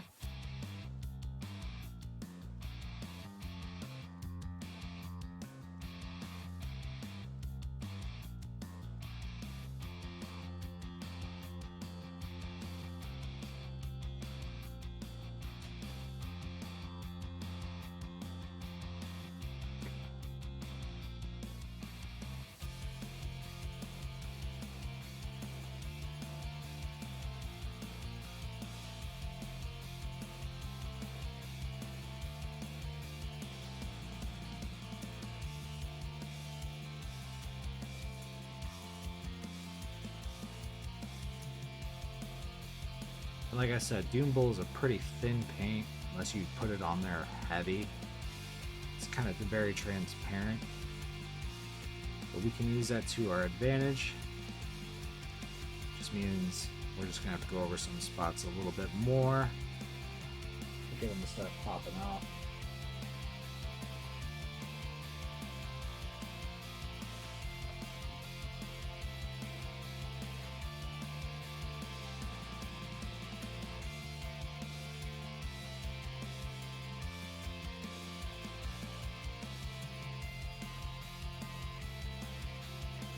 This should end us with a nice, warm colored leather.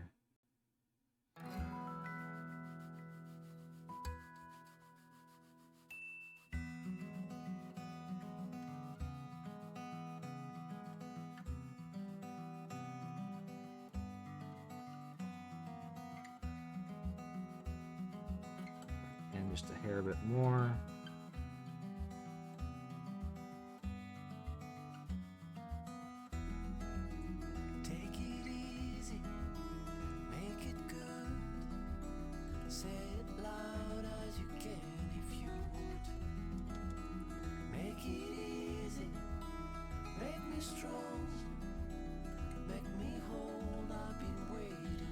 Notice it's like now my third coat of Doom Bull. I wasn't kidding when I said transparent. But every coat that I add, it's getting a little bit brighter. But that's fine, because it's actually giving me the ability to kind of fade it where I want. You know, allows me to check where I want my shadows to be a little bit better. It's a little bit more work, you know. It takes a little bit more patience. It gives you better control, I think.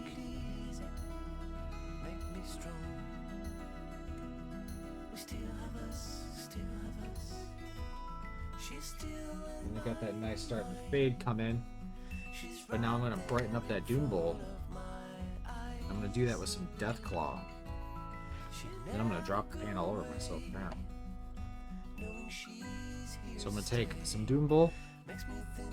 I'm going to mix some Deathclaw onto that. Nothing too crazy. It's going to be closer to Doom Bull than Deathclaw. Deathclaw is a very bright brown tan. Now I'm going to start coming in here Be a little bit more selective.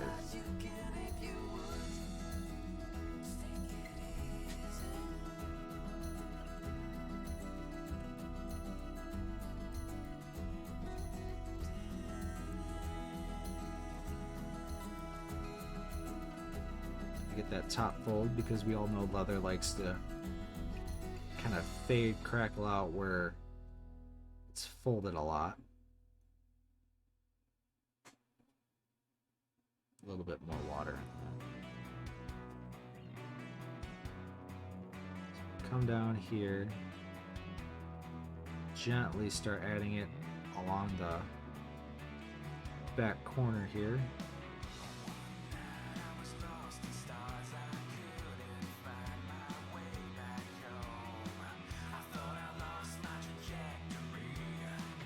And I'm intentionally being like a little bit scratchy with my motions.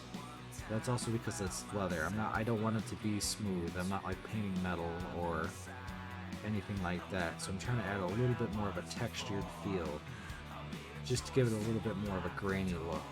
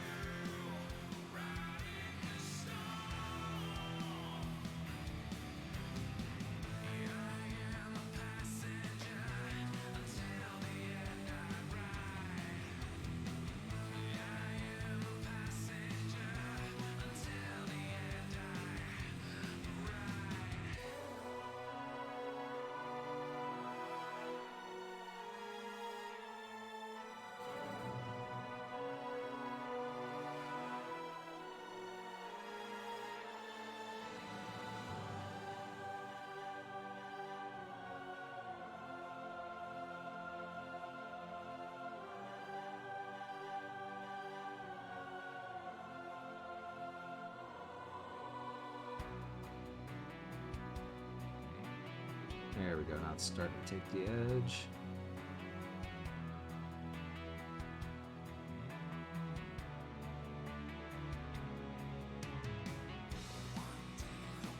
Put a bit of a line in there a little bit. Yeah. A little bit more character.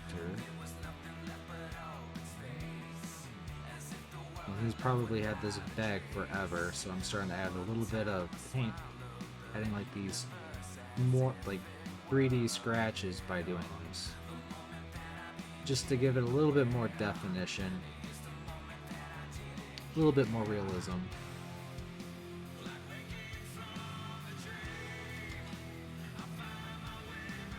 Then I'm going to come in here to that pile of paint I had, and I'm going to add just a little bit more Death Claw to it, just to brighten it up even more.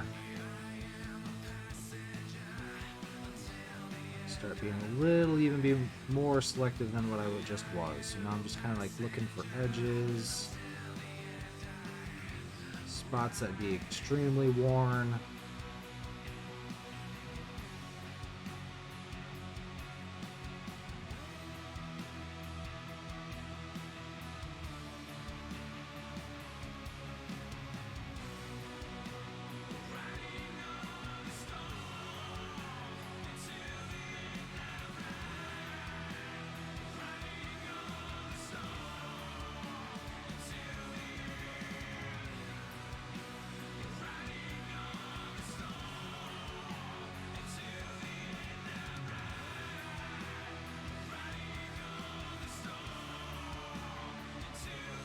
Big fold right there, I think.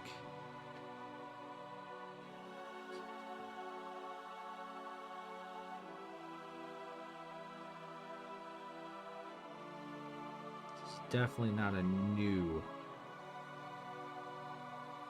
holster. Probably had this holster for a few hundred years, knowing him.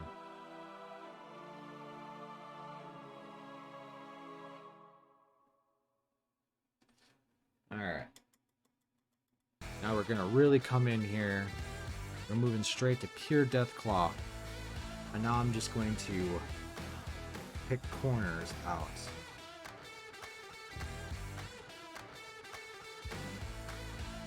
Couple spots here and there where I really want to exaggerate my light.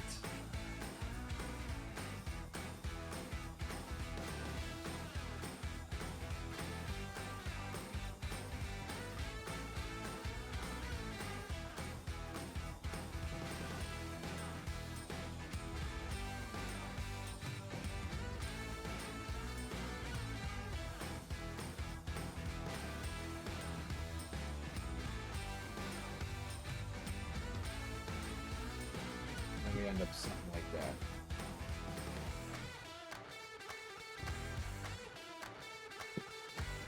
Since we're in that neighborhood, let's go ahead and knock out this purity seal. That is going to require some Ricard flesh, some Screamer pink to start with.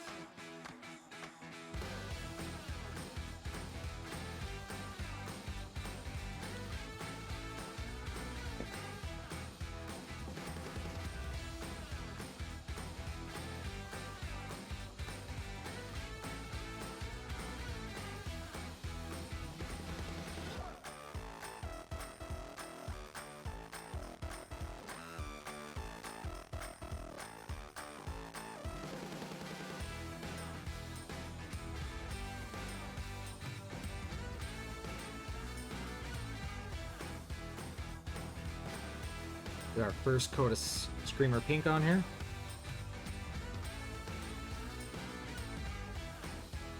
Our web palette's starting to look like somebody threw up Skittles. Colors everywhere.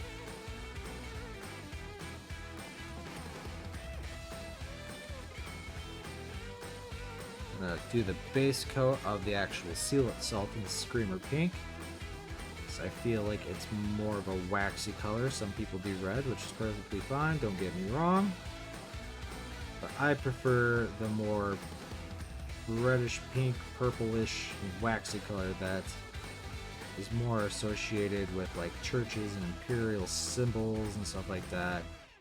I think it just gives it more authenticity to it. Of course, you know, I usually choose purity seals, colors, primarily on what's next to it too. So like if I was painting like a blood raven or something like that that's got like that dark waxy color anyway, then I'd probably choose something else for that. I might go with a brighter red or even sometimes the greens. I try to stay away from greens too much, but sometimes it's gonna look better than, you know, putting a color right next to another color that's just gonna blend right in.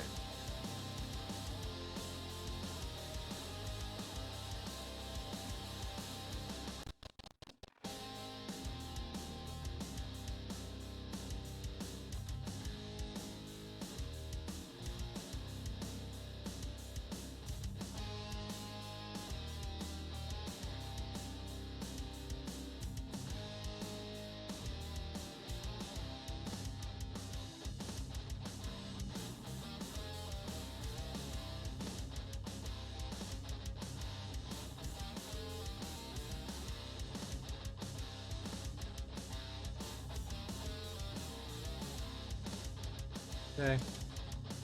Devin, if you would be so fine to find me the Argrax. And, God, I don't need you to find the purple, it's right in front of me.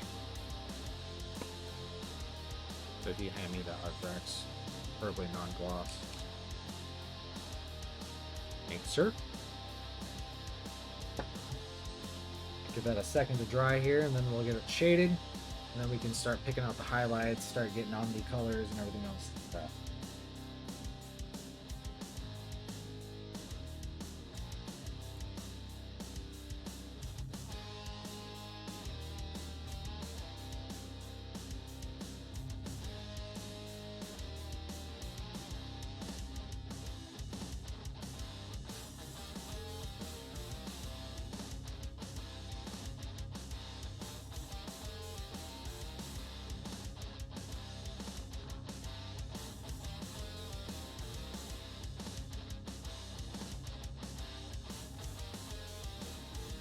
Alright, should be good enough. I'm going to switch over to a synthetic brush.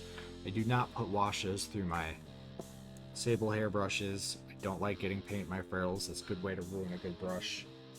If I kill a synthetic brush, at least they're cheaper. Start with a little Argrax. So initially I'm going to probably put it on there kind of heavy. And I'm going to sit there and just gently poke at it.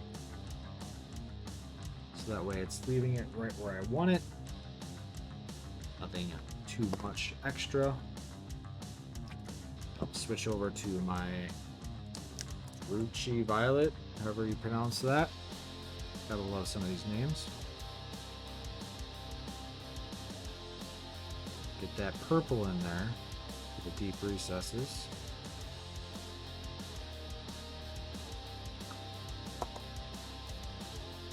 And then for the rest of the holster area and stuff like that, this we're probably going to end up going with an NMM golds. Up here, we're going to be going with an NMM like metallic silvers, stuff like that, but that's not going to be on this stream. But this is basically what the gold will look like, is this gold skull here. We don't actually have any of the NMM silver on him yet, but we will be getting there as well.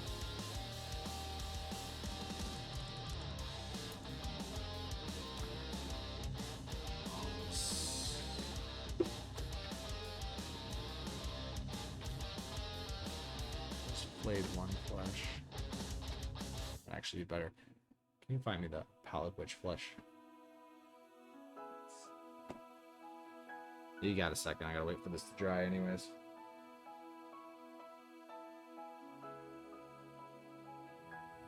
And then probably next stream is we're gonna start working on that shield. That big centerpiece of this model is gonna be the shield. Just because of the stance that he has tucked in behind it.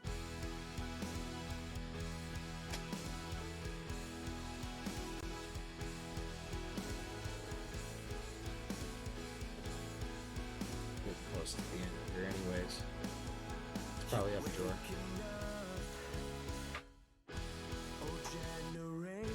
Yep, right there. Thank you.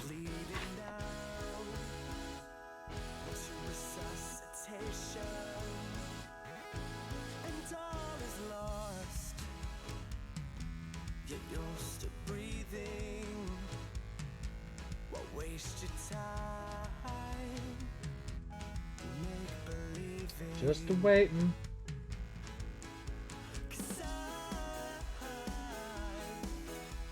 So if anybody's out there, if you have any questions, feel free to ask at this point in time, because we're just literally waiting for paint to dry at the moment.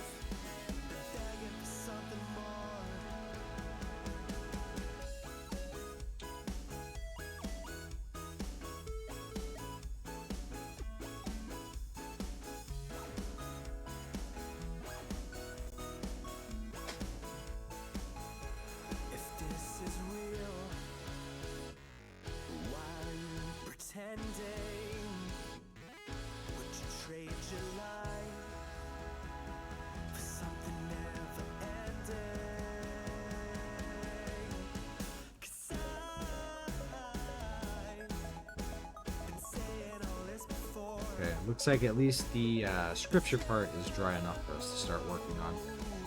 So we are going to come in with a little bit more of that Raykarth flesh. I'm gonna really water it down though.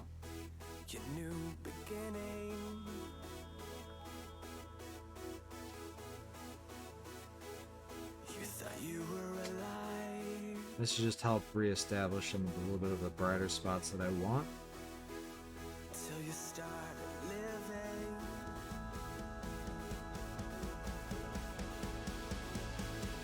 So take the wheel.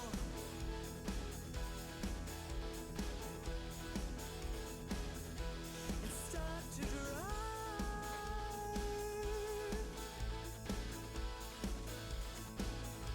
For you again. I'm gonna get out some pallid witch flesh to go with that. So kind of like the other colors, what we're going to do is we're going to start mixing them together a little bit to help gradually step up to the brighter color. So I'm just going to take a little gloop of Raykarth flesh, a small gloop of pallid witch flesh, sorry. Mix that together. Gives me a nice color that's in between. And then I can use that to start sketching out some spots without it being overly dramatic.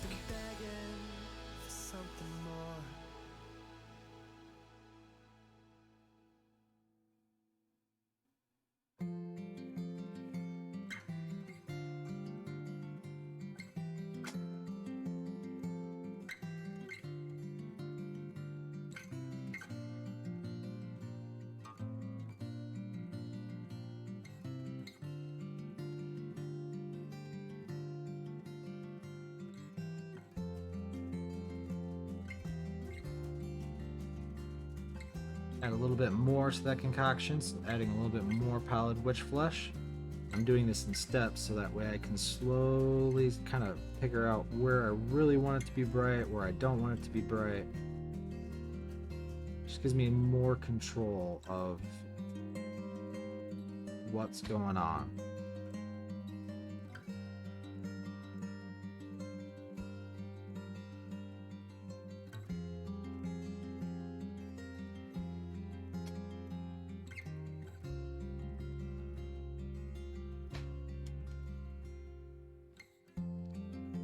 Let's jump straight to some here pallid witch flesh. Now I'm going to go into like a scratching motion. Add like little tears, crinkles.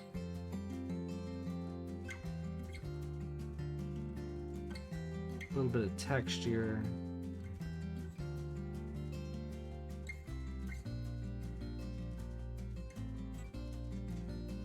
The subtle things to start helping things come out a little bit better. Then I'm also going to take this time to get some Abaddon on it with a little bit thinned out. Tap my paper towel a bit just to pull out some of the water. And we're going to see how well this is going to play with me. Sometimes it's very nice for me.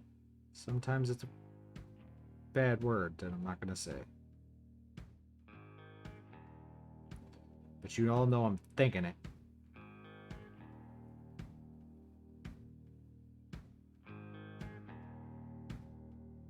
Yeah, it's not going to let me do it. Grab a little bit of water, flush it right back out. The midnight train. I need to dump somebody. I'm out to stake my claim. Straight up ahead, I'm a radical. Straight up ahead, I'm a radical. Straight up ahead, I'm a radical. Straight up ahead, Some purity seals are better than others for writing on, I swear.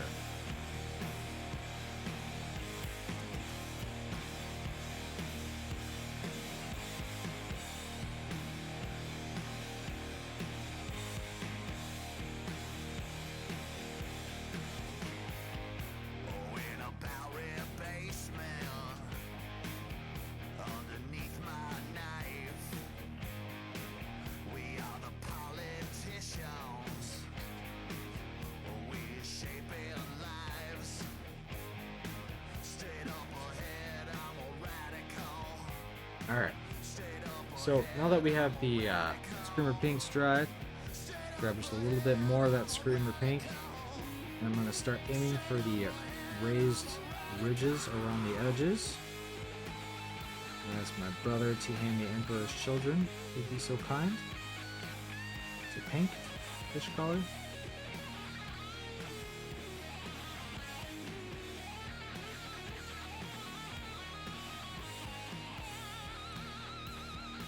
Sir. Now we're going to start adding this pink in here, but we're going to mix it with the Screamer Pink so that way it doesn't go too bright. It's like a maraca.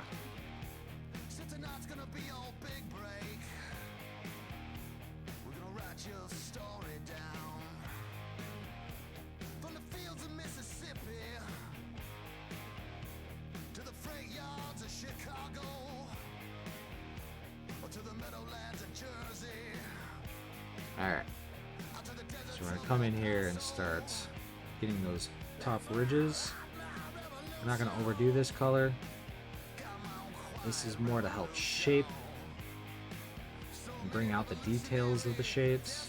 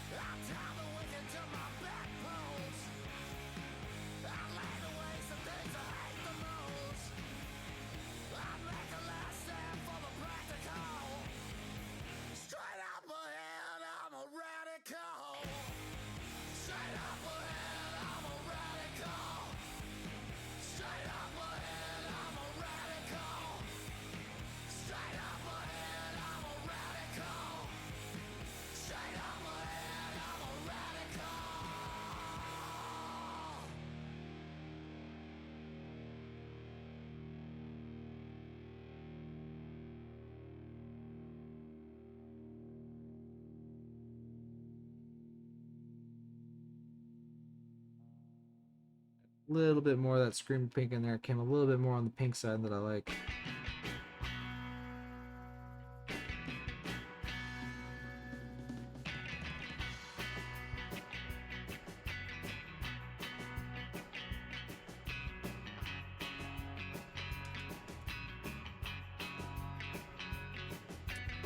There you have it. Basically a quickly done purity seal for the most part.